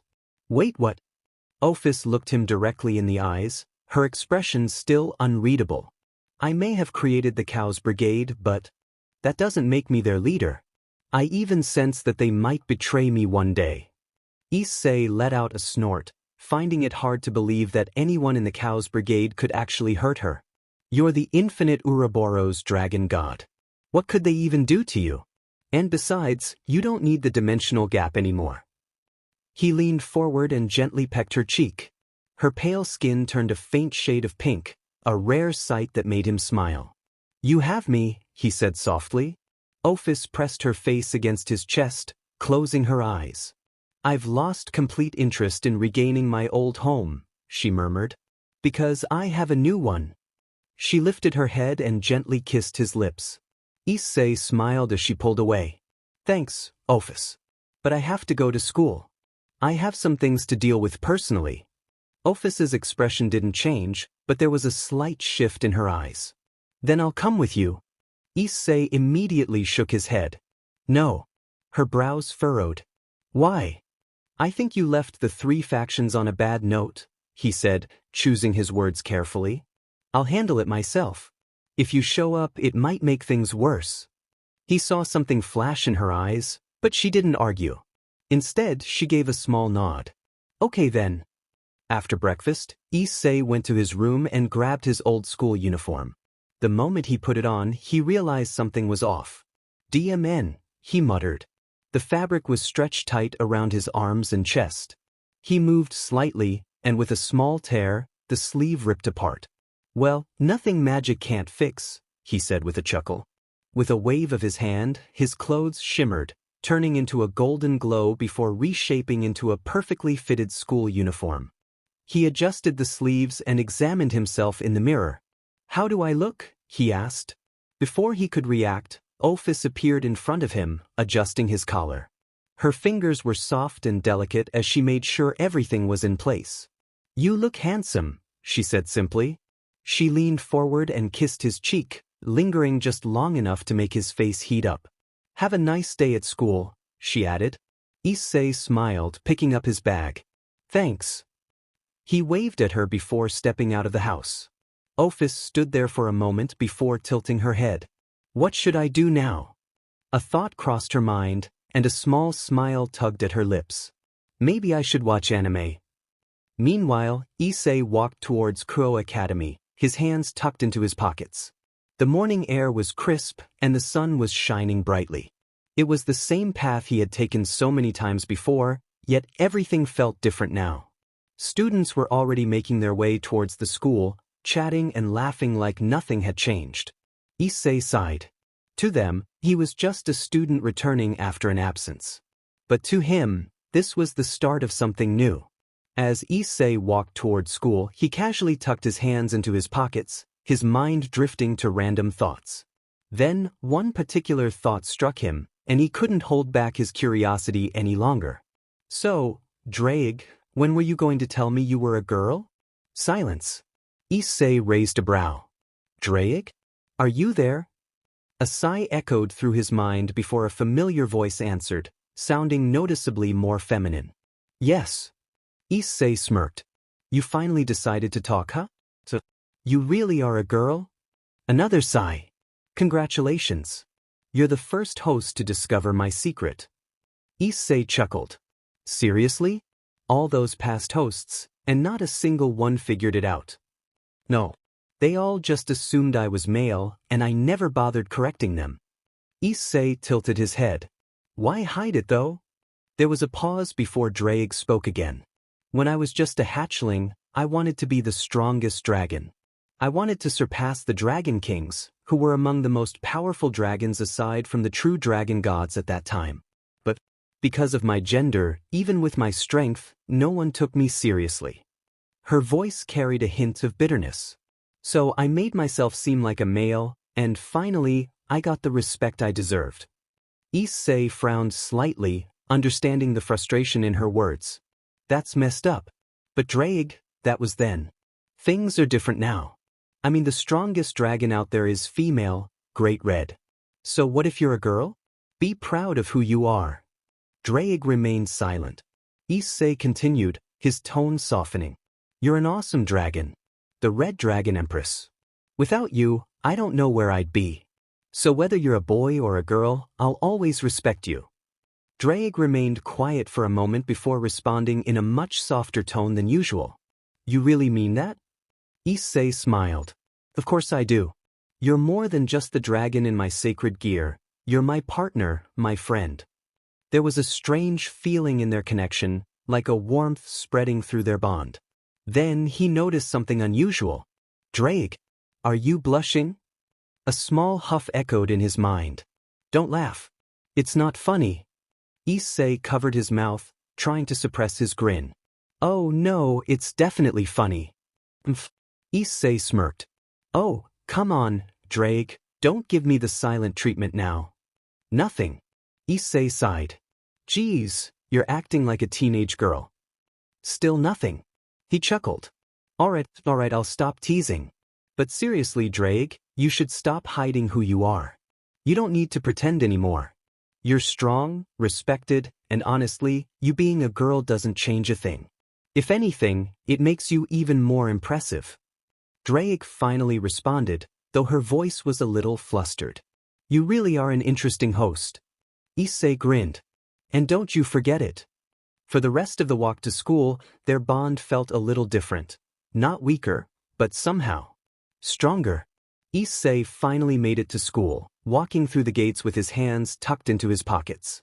He had hoped to keep a low profile, but unfortunately, his newfound appearance had the exact opposite effect. His once ordinary face had transformed into something far more striking. His chiseled features, sharp jawline, and above all, his golden eyes, which seemed to glow faintly under the morning sun, drew far too much attention. As he stepped onto the school grounds, he could hear murmurs around him, whispers passing from student to student as they stared at him in shock and admiration. Whoa, who's that guy? Did we get a new transfer student? He looks unreal. His eyes, they're mesmerizing. Is he even human? Issei sighed to himself. So much for keeping a low profile. Thankfully, no one recognized him. They assumed he was just a transfer student, completely oblivious to the fact that this handsome stranger was actually the same Issei Hayadu they had known for 2 years. As he made his way toward his classroom, he suddenly heard a familiar voice call out. Hi there. Issei turned around, already recognizing the voice before he even saw her. Standing before him was Murayama, one of the girls from the kendo club. She looked at him with a curious expression, her arms crossed as she studied his face. My name is Murayama. We weren't really expecting a new student, she said casually. Issei smiled slightly. I'm sorry, but I'm not a new student. I've been coming here for the past 2 years. Murayama blinked in confusion. What? But I've never seen you before. Issei scratched the back of his head, feeling a bit awkward.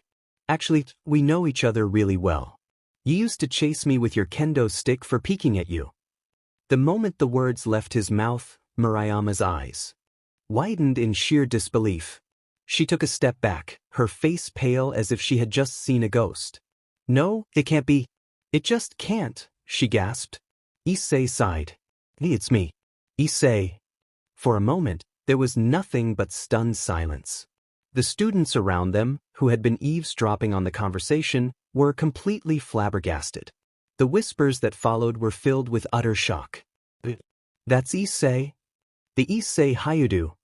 Since when did Issei get so handsome? This has to be a joke. He looks like a completely different person. Murayama stared at him, still unable to process what she was hearing. Her mouth opened and closed a few times, as if trying to form words but failing miserably. Her entire world had just been turned upside down. Are you okay? Issei asked, noticing her stunned expression. Rather than answering, Marayama suddenly lunged forward, wrapping her arms tightly around him in a hug. Issei stiffened, completely caught off guard. W.O. Marayama? But she didn't let go. She held onto him tightly, her grip almost desperate. She remembered his last words before he left that day, and the emotions flooded back. Are you okay? She asked softly, her voice barely above a whisper. Issei felt a lump form in his throat. How was he supposed to tell her that everything had fallen apart? That his so-called friends had turned out to be frauds? That he had faced challenges that had changed him completely? No, he couldn't tell her any of that. It was too much. So, instead, he smiled softly. I'm fine. Meanwhile, Ophis, who had been watching anime, suddenly sensed something was wrong. Her sharp instincts flared, and she immediately turned her attention away from the screen, her expression darkening. Who dares hug my Issei? She muttered in a threatening tone. Back at school, Marayama still held onto Issei, refusing to let go. Her grip was tight, her emotions raw as she clung to him. Issei, I thought you died. I thought something happened to you, she said, her voice trembling. Issei blinked in surprise at her reaction. He had never expected this. He had assumed that, like the rest, she would have been indifferent or even relieved at his disappearance. But here she was, holding on to him as if he was the most precious thing in the world. I thought you hated me, he finally spoke softly. Marayama gasped and quickly pulled back to look at him, her eyes wide with shock. No, I didn't. I never did, she said desperately, shaking her head. Standing nearby, Keitase, her friend and fellow kendo club member, looked at him with softened eyes. She wasn't glaring or scolding. Instead, her gaze was filled with shock and worry. Issei, is that really you? Keitase asked hesitantly. Issei scratched the back of his head, feeling awkward with all the attention. It's me. But we're kind of causing a scene. Maybe we should talk later. Marayama pouted, her lips forming a small frown. You have a lot of explaining to do. Keitase, sensing how emotional Marayama was getting, gently took her arm. Well, let's not disturb him. We have class, Marayama. Come on. Issei gave them one last small smile before walking off toward his classroom. Just as he was about to step inside, he suddenly froze. Standing right in front of him was Asia. Her eyes were wide with disbelief, her lips trembling, her hands clenching into fists. Issei? Her voice cracked, and then the tears fell freely down her face. See, I don't understand. How could you say that to Rias Onissima? Issei's entire body tensed at her words. His mind unwillingly flashed back to that day, Rias's cold, unfeeling expression, the way she had dismissed him as if he was nothing, the way his so-called friends had sided with her without a second thought. He remembered the pain in his chest when his parents had told him that Asia and the other girls were better daughters than he was as their son. Taking a deep breath, he forced himself to remain calm before finally speaking. Hello there, Asia, Issei said, his voice empty and cold, devoid of warmth or emotion. Asia's breath hitched. That tone wasn't her Issei. The Issei she knew had always been kind and full of life, but this was different. He was different. Before she could respond, Issei continued, his voice firm. And don't disturb me. It's time for class. Asia stood frozen, tears still falling, now mixed with confusion and heartbreak. She wanted to say something, but the words wouldn't come. She could only watch in stunned silence as Issei walked past her without looking back, as if she didn't exist. He stepped into the classroom, drawing everyone's attention. The teacher, who had been taking attendance, blinked in confusion. Are you a new student? The teacher asked. Maybe you should introduce yourself.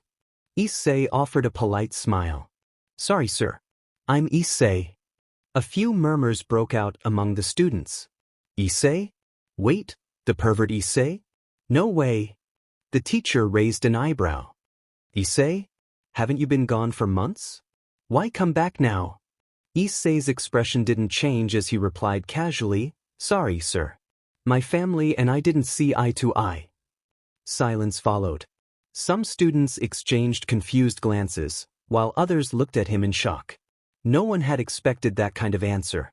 As he walked further into the room, his gaze briefly landed on Irina and Zenobia. They looked at him, their eyes filled with emotions, confusion, regret, disbelief. But he didn't stop or acknowledge them. He simply walked past them as if they were strangers. Issei headed for lunch, his hands in his pockets, lost in thought. He hadn't even had a chance to process everything that had happened since his return when he was suddenly ambushed. Before he could react, two pairs of arms wrapped around him in a tight hug, nearly squeezing the life out of him. He gasped for air as he recognized the familiar voices of his old friends. "Issei, we thought you were dead." Matsuda cried, his voice filled with emotion. "Your parents were looking for you. What happened?" Motohama, always the calmer of the two, pumped his fist in excitement. "My guy! We can finally be a trio again." For the first time in a long while, Issei didn't know whether to laugh or cry. Even during his time away, he had missed their antics and unwavering friendship. "I missed you guys too," he said, shaking his head. Gradually, they let go of him, though Matsuda kept a hand on his shoulder as if to ensure he was really there. For a moment, it felt like old times again. Then, as expected, the conversation took a turn. "Now, let's go peek at the Kendo Club girls." Motohama grinned, adjusting his glasses excitedly. "I can't wait to see them up close again." Matsuda cackled, rubbing his hands together. "Perfect material." Issei chuckled before shaking his head. "Sorry guys. I'm not that person anymore." There was a moment of silence. Matsuda and Motohama froze, their eyes widening in disbelief. "What the heck, dude?" they shouted in unison, drawing attention from nearby students. The rest of the school, who had been watching the reunion, were equally stunned. The idea of Issei Haidu, the legendary pervert, suddenly abandoning his ways was almost too much to comprehend. Some students whispered among themselves, wondering if this was a prank or if he had suffered some kind of trauma during his absence. Issei just laughed at their reaction. "Sorry guys, but I've changed. That part of me is gone." Motohama sighed, shaking his head. "Man, this is a serious loss for mankind." Matsuda crossed his arms, still looking skeptical. "Are you sure you're okay? Like really sure? Because this isn't normal." Issei smiled. "I promise I'm fine. But hey, we can still be friends, right?" "Of course, man. You're still our guy," Motohama said. "Yeah, don't sweat it. Even if you've changed, you're still Issei," Matsuda added. With that settled, they chatted for a little while longer before Issei excused himself, needing some time alone. He found a large tree with plenty of shade and sat down underneath it, leaning against the rough bark. A cool breeze rustled the leaves above him as he closed his eyes, focusing inward. He needed to talk to Ddraig. The familiar sensation of his consciousness shifting overtook him, and in the next moment he found himself standing within the vast domain of his sacred gear. "Still ignoring me, huh? What a child," Issei said, crossing his arms. Silence. He groaned, rubbing his forehead before realizing he wasn't in Ddraig's domain. "Where am I?" "Come on, Ddraig. Answer me." "I'm sorry, okay? I didn't mean what I said." Finally, after a long pause, a voice echoed through the space. "I'm right here." Issei turned around, ready to apologize properly, but the words died in his throat as he saw Ddraig. His entire body locked up, and his face heated up as he tried to process what was in front of him. "Wait, Ddraig? That's you?" he stammered. Ddraig sighed, a faint blush dusting her cheeks. "Yes." She was taller than him by a few inches, her form elegant yet powerful. Her fiery red hair cascaded down her back, shimmering under the domain's light.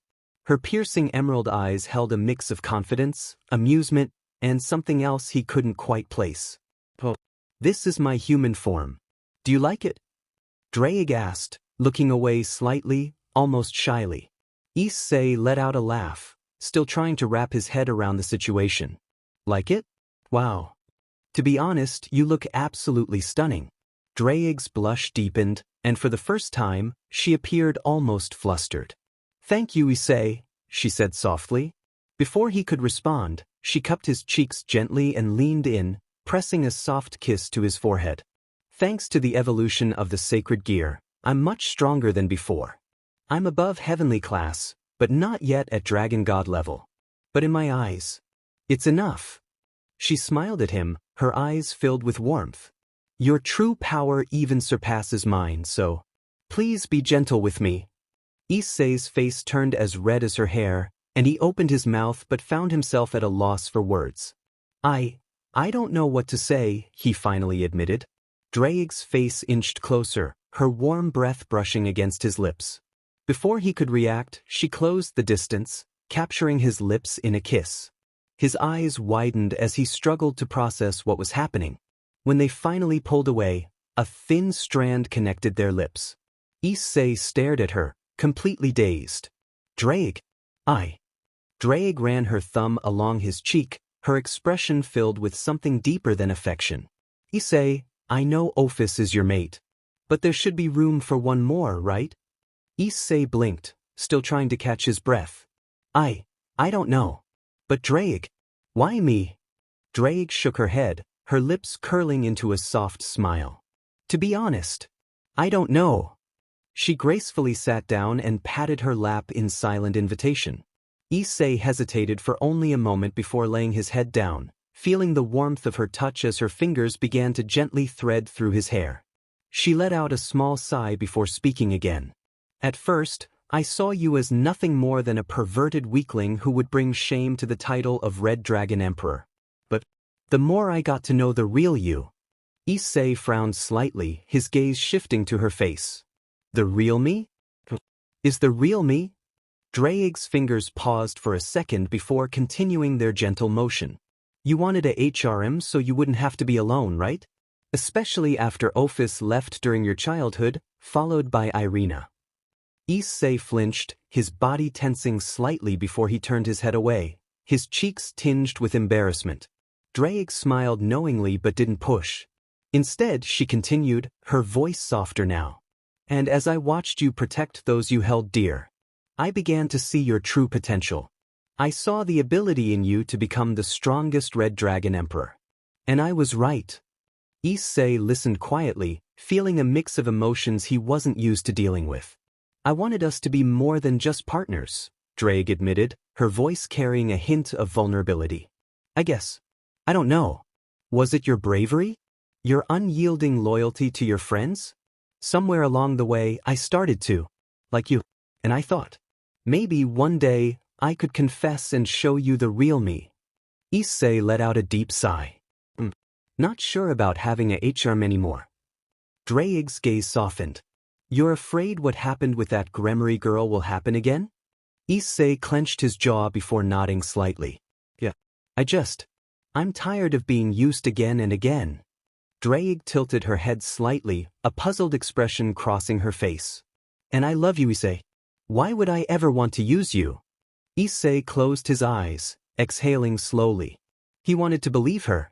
Ddraig leaned down, pressing one more kiss against his lips before pulling away. We'll talk later. Issei woke up with a faint groan, the morning sunlight filtering through the window doing little to lift the heaviness in his chest. A familiar presence made itself known the moment he stepped outside. He narrowed his eyes. What do you want, Kiba? Issei asked, his tone cold and unfriendly. Kiba stood with a stiff posture, his eyes unreadable. The rest of the peerage, they want to see you. Save it, Issei cut him off, his voice sharp and devoid of warmth. The two walked in silence, the atmosphere tense. It wasn't long before they arrived at the familiar red building, the Occult Research Club. As the door opened, Issei's eyes scanned the room. Rias, Aquino, Zenobia, Irina, Gasper, Kaneko, Rosweiss, and Kiba were all there, faces painted with a mixture of hesitation, guilt, and regret. Aquino stepped forward, her hand trembling as she offered him a cup of tea. Here, he didn't even glance at the cup. Where once his smile would have lit up the room, now his face remained expressionless. Thanks. Ddraig's voice echoed in his head, dry and unimpressed. This is the definition of awkward. Issei crossed his arms. This is a waste of time. I'm only here to speak with Azazel, Surzex, and Graphia. I have no business with any of you. Rias stepped forward, her voice cautious. Issei, how are you alive? The last time we saw you, your body was tearing itself apart from your evolved balance breaker. Then Ophis kidnapped you.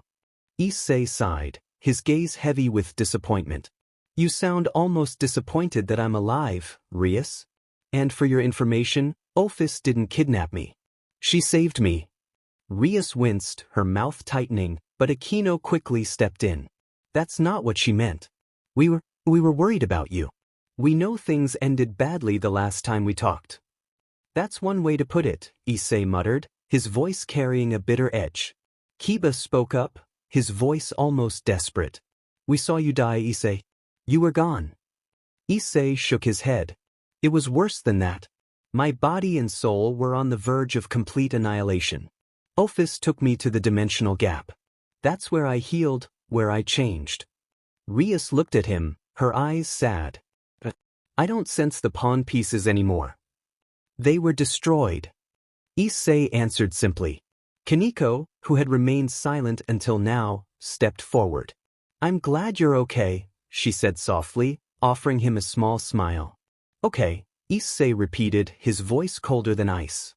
He looked around the room, at all the faces he once trusted. Alright, this is getting nowhere. In fact, let's stop pretending like nothing happened. Rias's eyes glistened. I didn't mean what I said. Issei's jaw tightened. You didn't mean what? Telling me you regretted making me your pawn? Saying you wished Raynare had finished the job just because I didn't say your name? You happy now? Issei stood before them, his voice steady but filled with an underlying pain. Rias, he began, but the words caught in his throat. His voice rose, not in anger, but in a deep-seated hurt. And let's not forget, everyone in this room took her side. Not one of you stood by me. After everything I did, everything I sacrificed. I gave up my arm, my lifespan. I would have died for you. Especially you, Rias. But when I needed you the most, none of you were there. None of you. Irina looked down, her sorrow evident. Say, I'm sorry. Tears streamed down Asia's cheeks as she spoke, her voice trembling. Please. Issei, we're really sorry. Please forgive us. Issei scoffed, bitterness creeping into his tone. Do you know why my parents kicked me out? Before the whole clash with Vali, my so-called dad didn't even care that I left. He said Asia and the rest of you would have made better children than me. Better replacements. I was nothing more than a placeholder. Say, Rias attempted to interject, her hands clenched tightly. He sighed heavily, cutting her off. Whatever we had, whatever relationship we had, it's gone. I'm not part of your family, Rias. I never was. And I never will be. Gasper sniffled, his voice barely above a whisper. I never wanted you gone, senpai. Rosweiss lowered her gaze. We made mistakes. We thought we were doing what was best. We were wrong. Zenobia stepped forward, her hand gripping the hilt of her sword. We chose silence against you, and that is a betrayal. I see that now. Issei's eyes were hollow as he looked at her. It's a bit late for realizations. The room fell silent, the tension palpable. Aquino finally found her voice. We can't undo what we did, but we want to make things right. Somehow. Issei surveyed the room, his gaze lingering on each face, once friends, now strangers. I'm not the same person I was, he said quietly. The boy you all knew died that day. What's left of him is standing in front of you, but he's not yours anymore. No one dared respond. The truth hung heavily in the air. Issei turned his back, his footsteps echoing as he walked toward the door. The silence that followed was deafening. When the door closed behind him, it felt like the final nail in a coffin long prepared. Asia fell to her knees, the cup in her hand crashing to the floor. Tears streamed down her cheeks as she sobbed. We deserved this, she cried, her voice broken. Kaneko knelt beside her, wrapping her arms around Asia's shoulders. We let him down, we all did. Even me, she whispered. Ria stood frozen, her hands shaking. No, she muttered. No, this wasn't supposed to happen. I thought he would yell or argue or even curse us out. But that wasn't the Issei we knew. He didn't even look at me the same. Aquino walked slowly to the window, gripping the curtain tightly. His eyes, they were empty. Like there was nothing left inside. I've never seen him like that. Not even in the worst of battles. Kiba punched the wall, frustration evident in his voice. We were cowards. Every single one of us. We turned our backs on him when he needed us the most. And now we want to act like we deserve forgiveness. Zenobia looked at her hands, her sword resting at her side. I was supposed to be a warrior of justice. I talked about protecting others, yet when it came to Issei, I didn't even protect his dignity. I let everyone talk, and I took Ria's side. Irina's face was pale, her eyes red. I grew up with him. I knew him better than anyone. But I doubted him. I let the others' words get to me. I thought, maybe he really was wrong. I didn't even try to ask him. Rosweiss sat heavily on the couch, exhaustion and shame etched on her face. I was an adult. I should have been the voice of reason. I should have stopped all of this from happening. But instead, I let my emotions cloud my judgment. I followed the majority, like a fool. Gasper's voice trembled as he sat on the floor, knees pulled up to his chest. I looked up to him. I called him senpai. I wanted to be like him. But when everyone started saying bad things, I didn't speak up to defend him. I thought if I stayed quiet, it would go away. But it didn't. It got worse. And I just kept hiding. Rias turned to them, her voice raw. Do you remember what I said that day? I told him I regretted making him my pawn. I said those words. I wanted to hurt him because I felt betrayed. How petty is that? After everything he sacrificed for me, for all of us. I turned on him. Just like that. Zenobia spoke again, her voice low. Even now, we're sitting here and crying. But what good does that do him? He's out there, alone. No friends. No family. Just Ophis, the one being we all considered dangerous. And she's the one who saved him. Asia sniffled, her voice still broken. I tried to write him a letter after he stormed out that day. I never sent it. I was too scared. I thought he wouldn't want to hear from me. But now, I know he never will. Gasper looked up slowly. Do you think we've lost him forever? Rias looked down at the floor, unable to meet anyone's eyes. I don't know. But I wouldn't blame him if we did. Kiba leaned against the wall, sliding down until he was sitting. Do you remember when he used to call us family? When he used to say he'd die for us, with a smile on his face? Aquino nodded softly.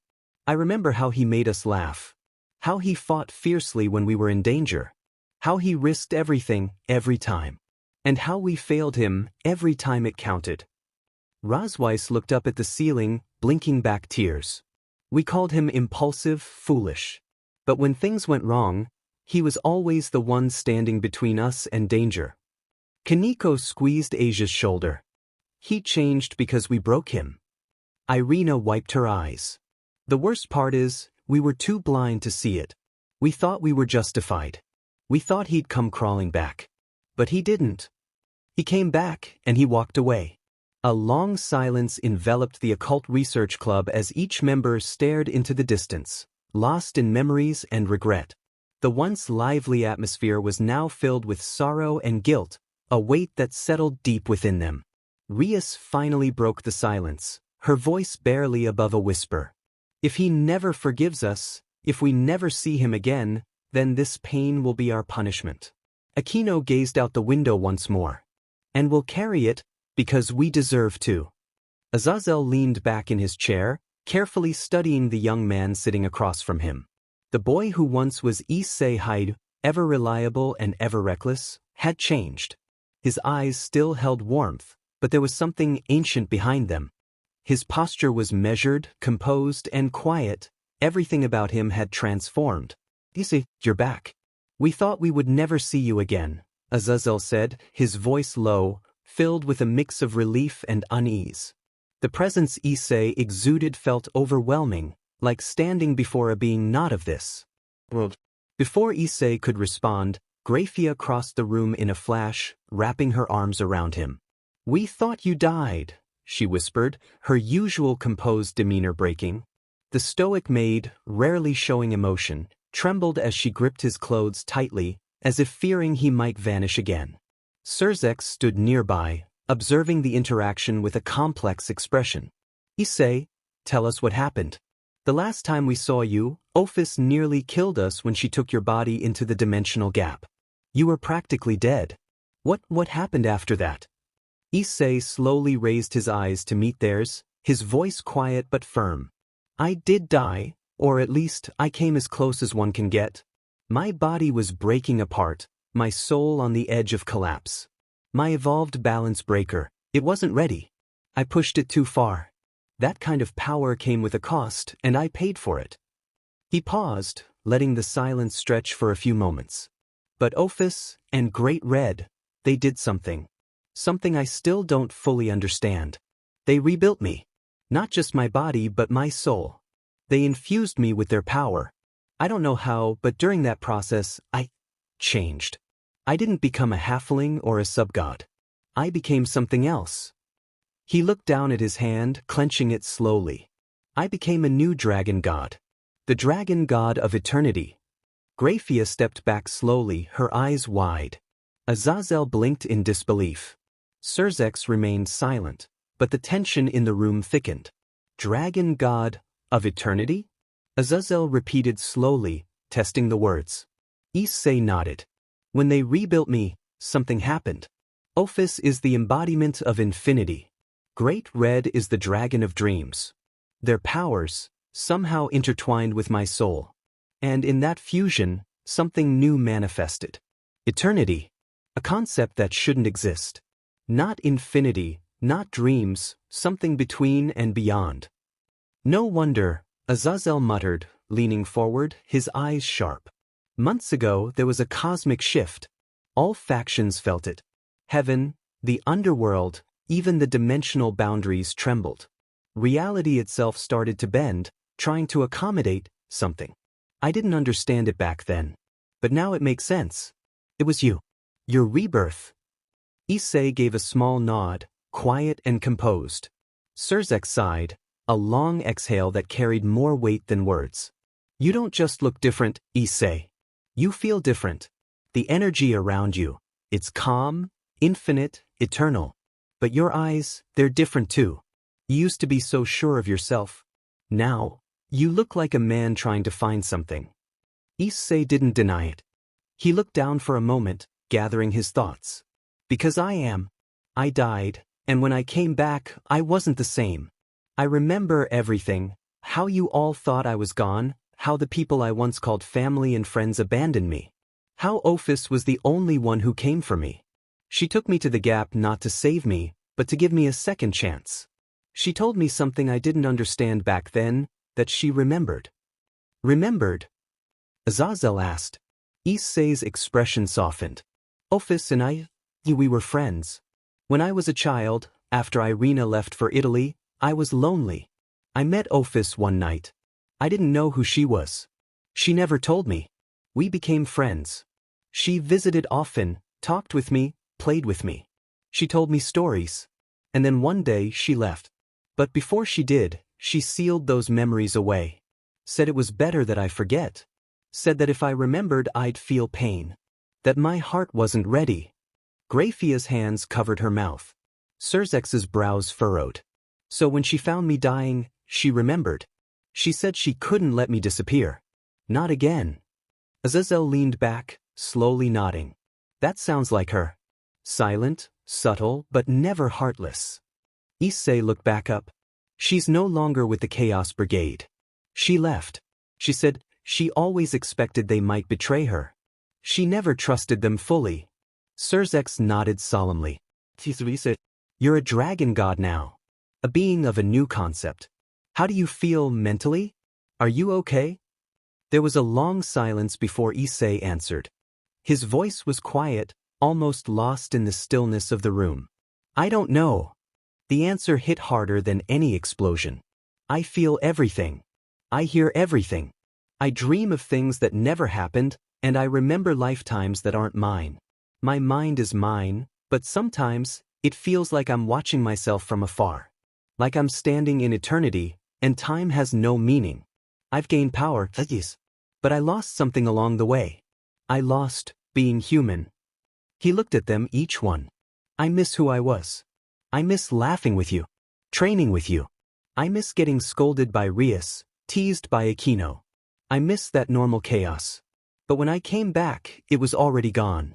And now I stand here, not as a boy with dreams, but as a god who dreams of being a boy again. Graphia's eyes were wet again. Surzex looked down, ashamed.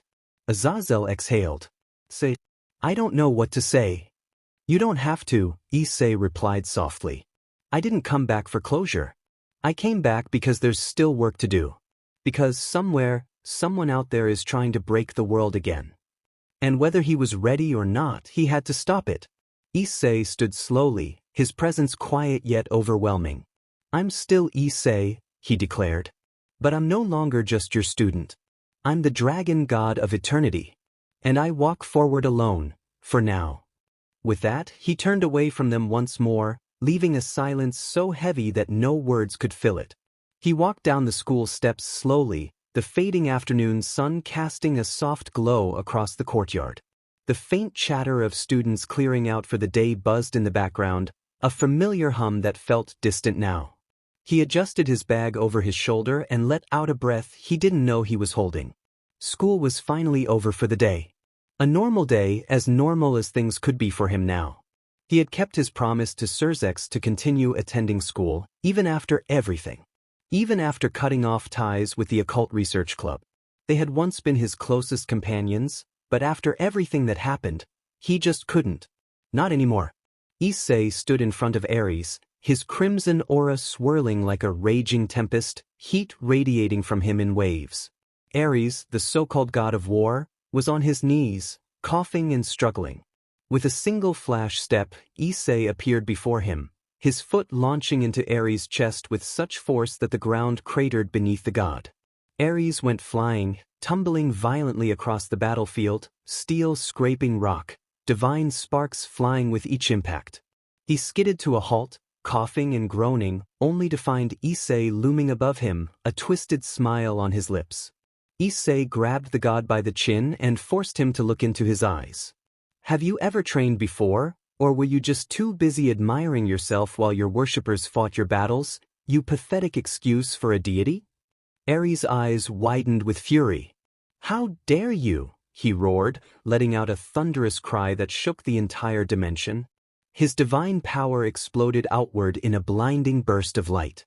The earth cracked, the skies rumbled, and 1,000 phantom weapons materialized above him, lances, halberds, great swords, cannons, even spectral tanks and chariots, all infused with divine will and wrath. Every single one surged forward, screaming through the air toward Issei. But Issei didn't flinch. Instead, he stepped forward with a grin that could shatter egos. Sword technique, Holy Dragon Cross Slash. Twin arcs of Divine Dragonic. Light erupted from his crystalline blade in the form of a burning X, slicing through dozens of incoming weapons and detonating them midair. Shockwaves rattled the atmosphere, and embers rained down like falling stars.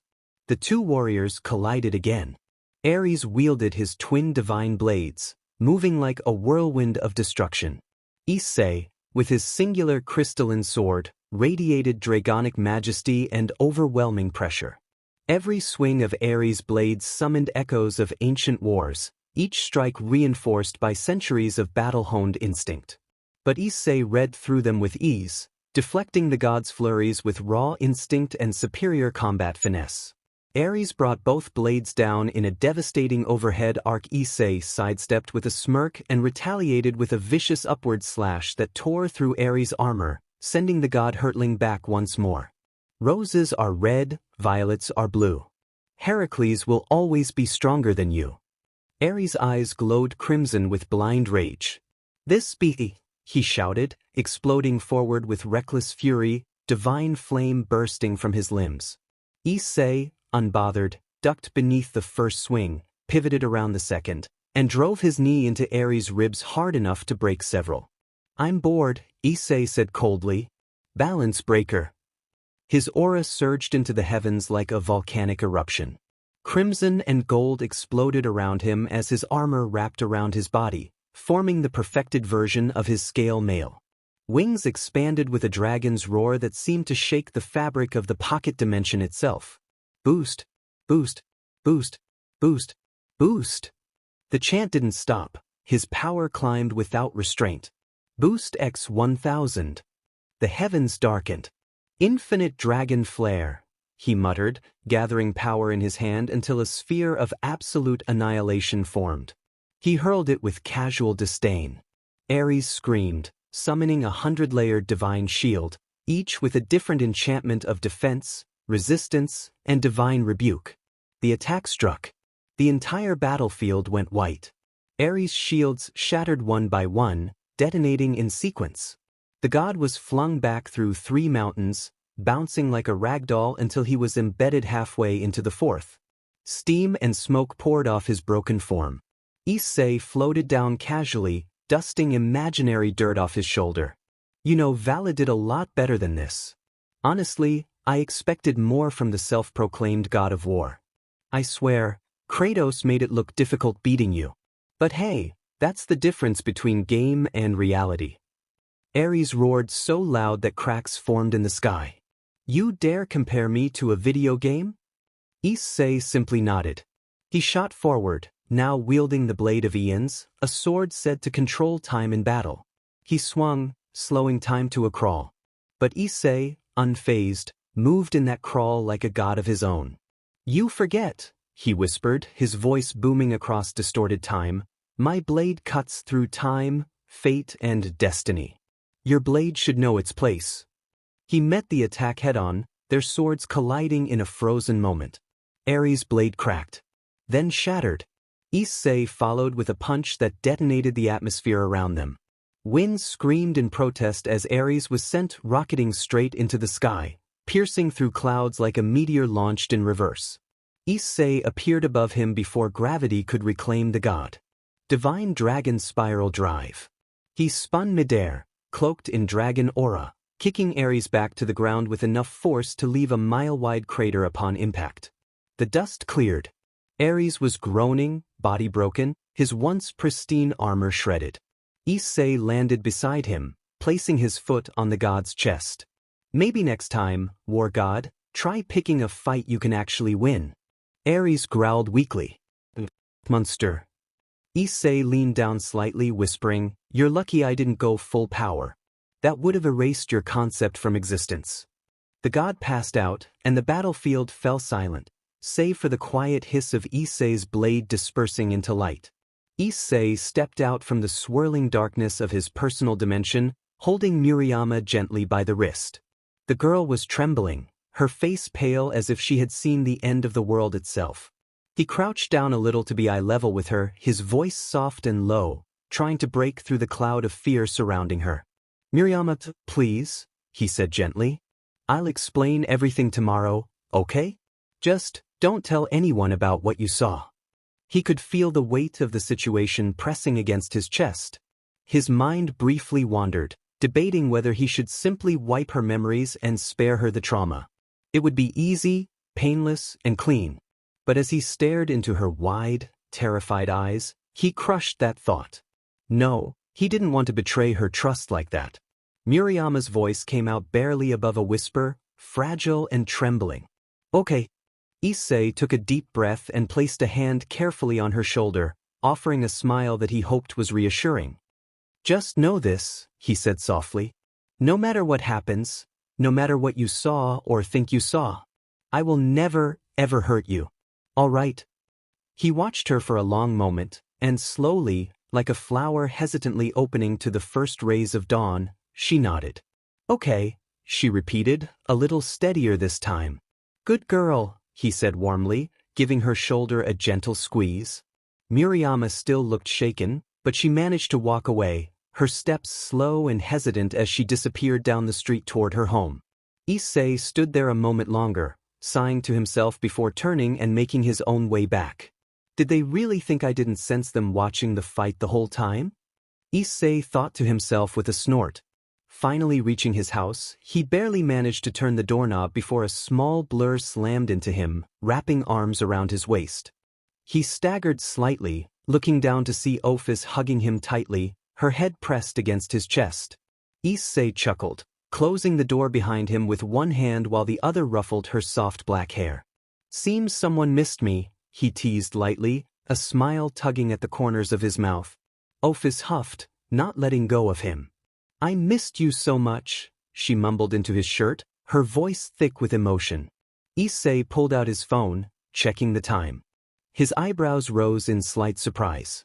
"Ophis, it's only been 7 hours since I left," he said, amused. Ophis pulled back slightly to pout up at him, her silver eyes shimmering under the dim light. "Worst 7 hours of my life," she said, and though her voice remained monotone as always, the slight quiver gave away how serious she was. Issei sighed, placing a hand on her cheek. "You're such a handful, you know that?" he said with fake exasperation, though his eyes were full of warmth. "Only for you," Ophis replied quickly, as if it were the most obvious thing in the world. He laughed, shaking his head. All right, you win." "Hey, you want to come to school with me tomorrow?" he asked. Ophis looked at him as if he had just offered her the universe. "If it means I can stay close to you, then yes," she said firmly. Issei smiled again, leaning down to place a gentle kiss on her forehead. Ophis closed her eyes, smiling slightly in bliss. He pulled away just enough to pat her head, and the dragon girl leaned into his touch like a cat savoring the affection. "Let's make dinner together, okay?" he offered. Ophis immediately brightened. "Yes," she said without hesitation. As Issei chopped vegetables in the kitchen, casually glanced at Ophis, who was busy setting the table with a small, serious expression. He figured now was as good a time as any to tell her what had happened earlier. "By the way," Issei began, stirring the pan, "I got attacked today. By Ares." Ophis stopped mid-movement, the plates in her hands clattering slightly as she turned to look at him, her black eyes narrowing. "The god of war?" she asked, her voice strangely calm, but the air around her began to thrum with a dangerous energy. Issei gave a half-smile and nodded. "Yeah, that guy. Showed up out of nowhere, all decked out in shiny armor, throwing weapons around like he was at some kind of fireworks show." Ophis stared at him for a moment, then without a word, turned on her heel and started walking toward the door with a clear purpose in her steps. Oi, calm down," Issei said quickly, wiping his hands and chasing after her. "Where are you going?" "I am going to erase the Greek faction," Ophis said simply, her voice carrying a deadly finality as if she were announcing the weather. Issei quickly grabbed her by the shoulders before she could leave. "Hold on. That's a bit much, don't you think?" Ophis looked up at him, her expression completely serious. "They dared to attack you. They must be punished." Issei sighed, dragging a hand through his hair. "Look, I appreciate the sentiment, really. It's sweet in a terrifying sort of way. But if you wipe out the entire Greek pantheon over this, it's going to cause a huge mess. End-of-the-world level political mess." Ophis blinked, seemingly considering his words. "They hurt you." He smiled, leaning down a bit so they were eye to eye. "They tried. Big difference. I'm fine, see? Not even a scratch on me." Ophis frowned slightly, as if she couldn't quite understand why this wasn't a bigger deal. "He dared to challenge you. He dared to threaten you. And I kicked his butt," Issei said, grinning. "So technically, I'm the one who punished him." Ophis tilted her head slightly. "Not enough." Issei chuckled and led her back to the kitchen. "How about this?" he said, getting back to stirring the food. "You stay here with me, we eat dinner, and you can stick to me like glue tomorrow if you want. That way if anyone else tries something stupid, you can be the first one to smack them around." Ophis followed him reluctantly, watching him work. "I want to protect you," she said after a long moment. "I know," Issei said softly, glancing at her over his shoulder. "And I love you for it." Ophis looked down, her cheeks slightly pink. "I do not want you to be hurt again." "Neither do I," he said, setting the food on the plates. "But that's part of life, isn't it? You can't stop all the bad things. You just deal with them as they come. She stood there, silent for a few seconds, then finally nodded slowly. I will stay by your side. Always. Issei smiled warmly, setting a plate in front of her. Good. Now sit. Enjoy the moment with me. We'll deal with the crazy gods and whatever else comes later. Ophis sat down, still looking like she wanted to confront a few divine beings, but for now, she obeyed. As they ate quietly, Issei watched her carefully. Even when she was sitting there, expressionless, she radiated power, a walking calamity contained in the body of a petite, adorable girl. You know, he said suddenly, breaking the silence, if you ever did decide to take on the Greek faction, I'd probably back you up. Ophis perked up slightly, looking at him with hopeful eyes. But, Issei continued, waving his fork at her, only if they do something truly unforgivable. I don't know. Stealing the last piece of cake. Ophis nodded solemnly. That would be war. Issei burst out laughing, the tension finally breaking. Exactly. Cake is serious business. She stared at him for a second, then said in her usual deadpan tone, I will defend your cake. Issei laughed, nearly choking on his food. Man, you're the best. For the rest of the evening, they ate quietly, sharing small smiles and the occasional soft comment. Ophis stayed close, closer than usual, and Issei didn't mind one bit. In the grand, shadowy hall of the underworld, the air was thick with an oppressive chill. Pillars of black stone loomed like silent sentinels as Hades sat upon his cold throne, draped in a dark robe that seemed to devour the light itself. His piercing eyes gleamed under the shadow of his crown, reflecting his growing irritation as the footsteps of a trembling figure echoed closer. A grim reaper, clad in a tattered cloak with a bony hand clutching a scythe, knelt before the god of the dead, bowing his head so low it almost touched the floor. My lord, the reaper rasped, his voice barely more than a whisper. I bring troubling news. Hades narrowed his eyes dangerously, tapping one finger against the armrest of his throne. Speak, he ordered, his voice low and commanding. The reaper swallowed thickly. Ares challenged the Red Dragon Emperor, Issei.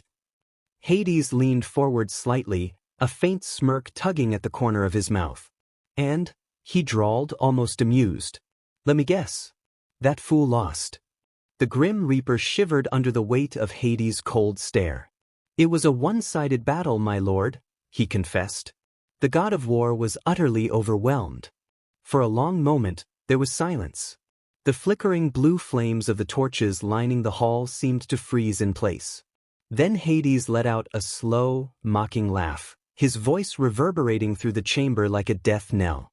Ares, the mighty god of war, he sneered, rising slowly from his throne. Defeated like a common dog. How pathetic.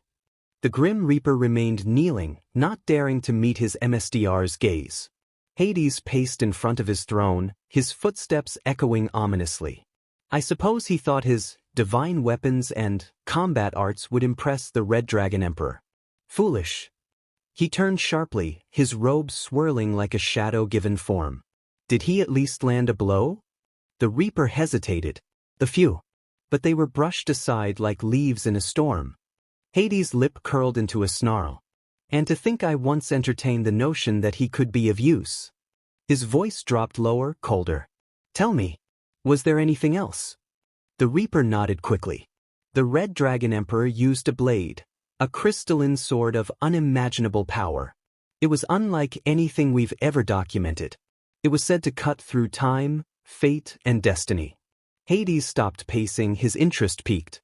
A sword that defies fate itself, he mused darkly. Now that is intriguing. The reaper shifted nervously. There is more, my lord. He did not even take him seriously. He used his balance breaker out of boredom.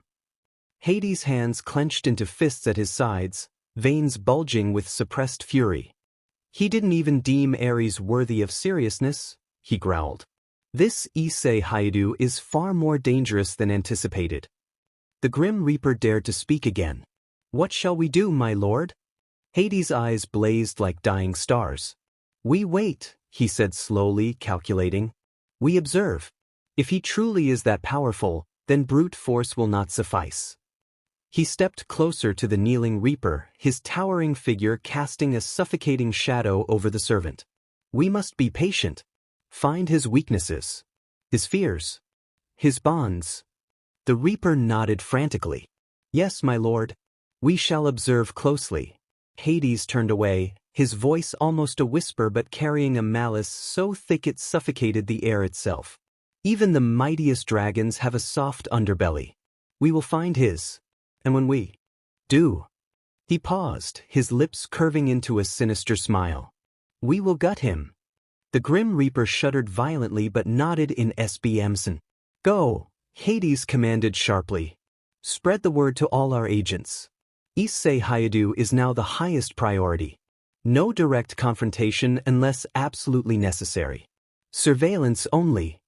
The Reaper vanished in a swirl of dark mist, leaving Hades alone in the massive hall. He sat back down on his throne, steepling his fingers before his face. His voice echoed through the chamber, a promise of coming darkness. Enjoy your days of peace, Red Dragon Emperor.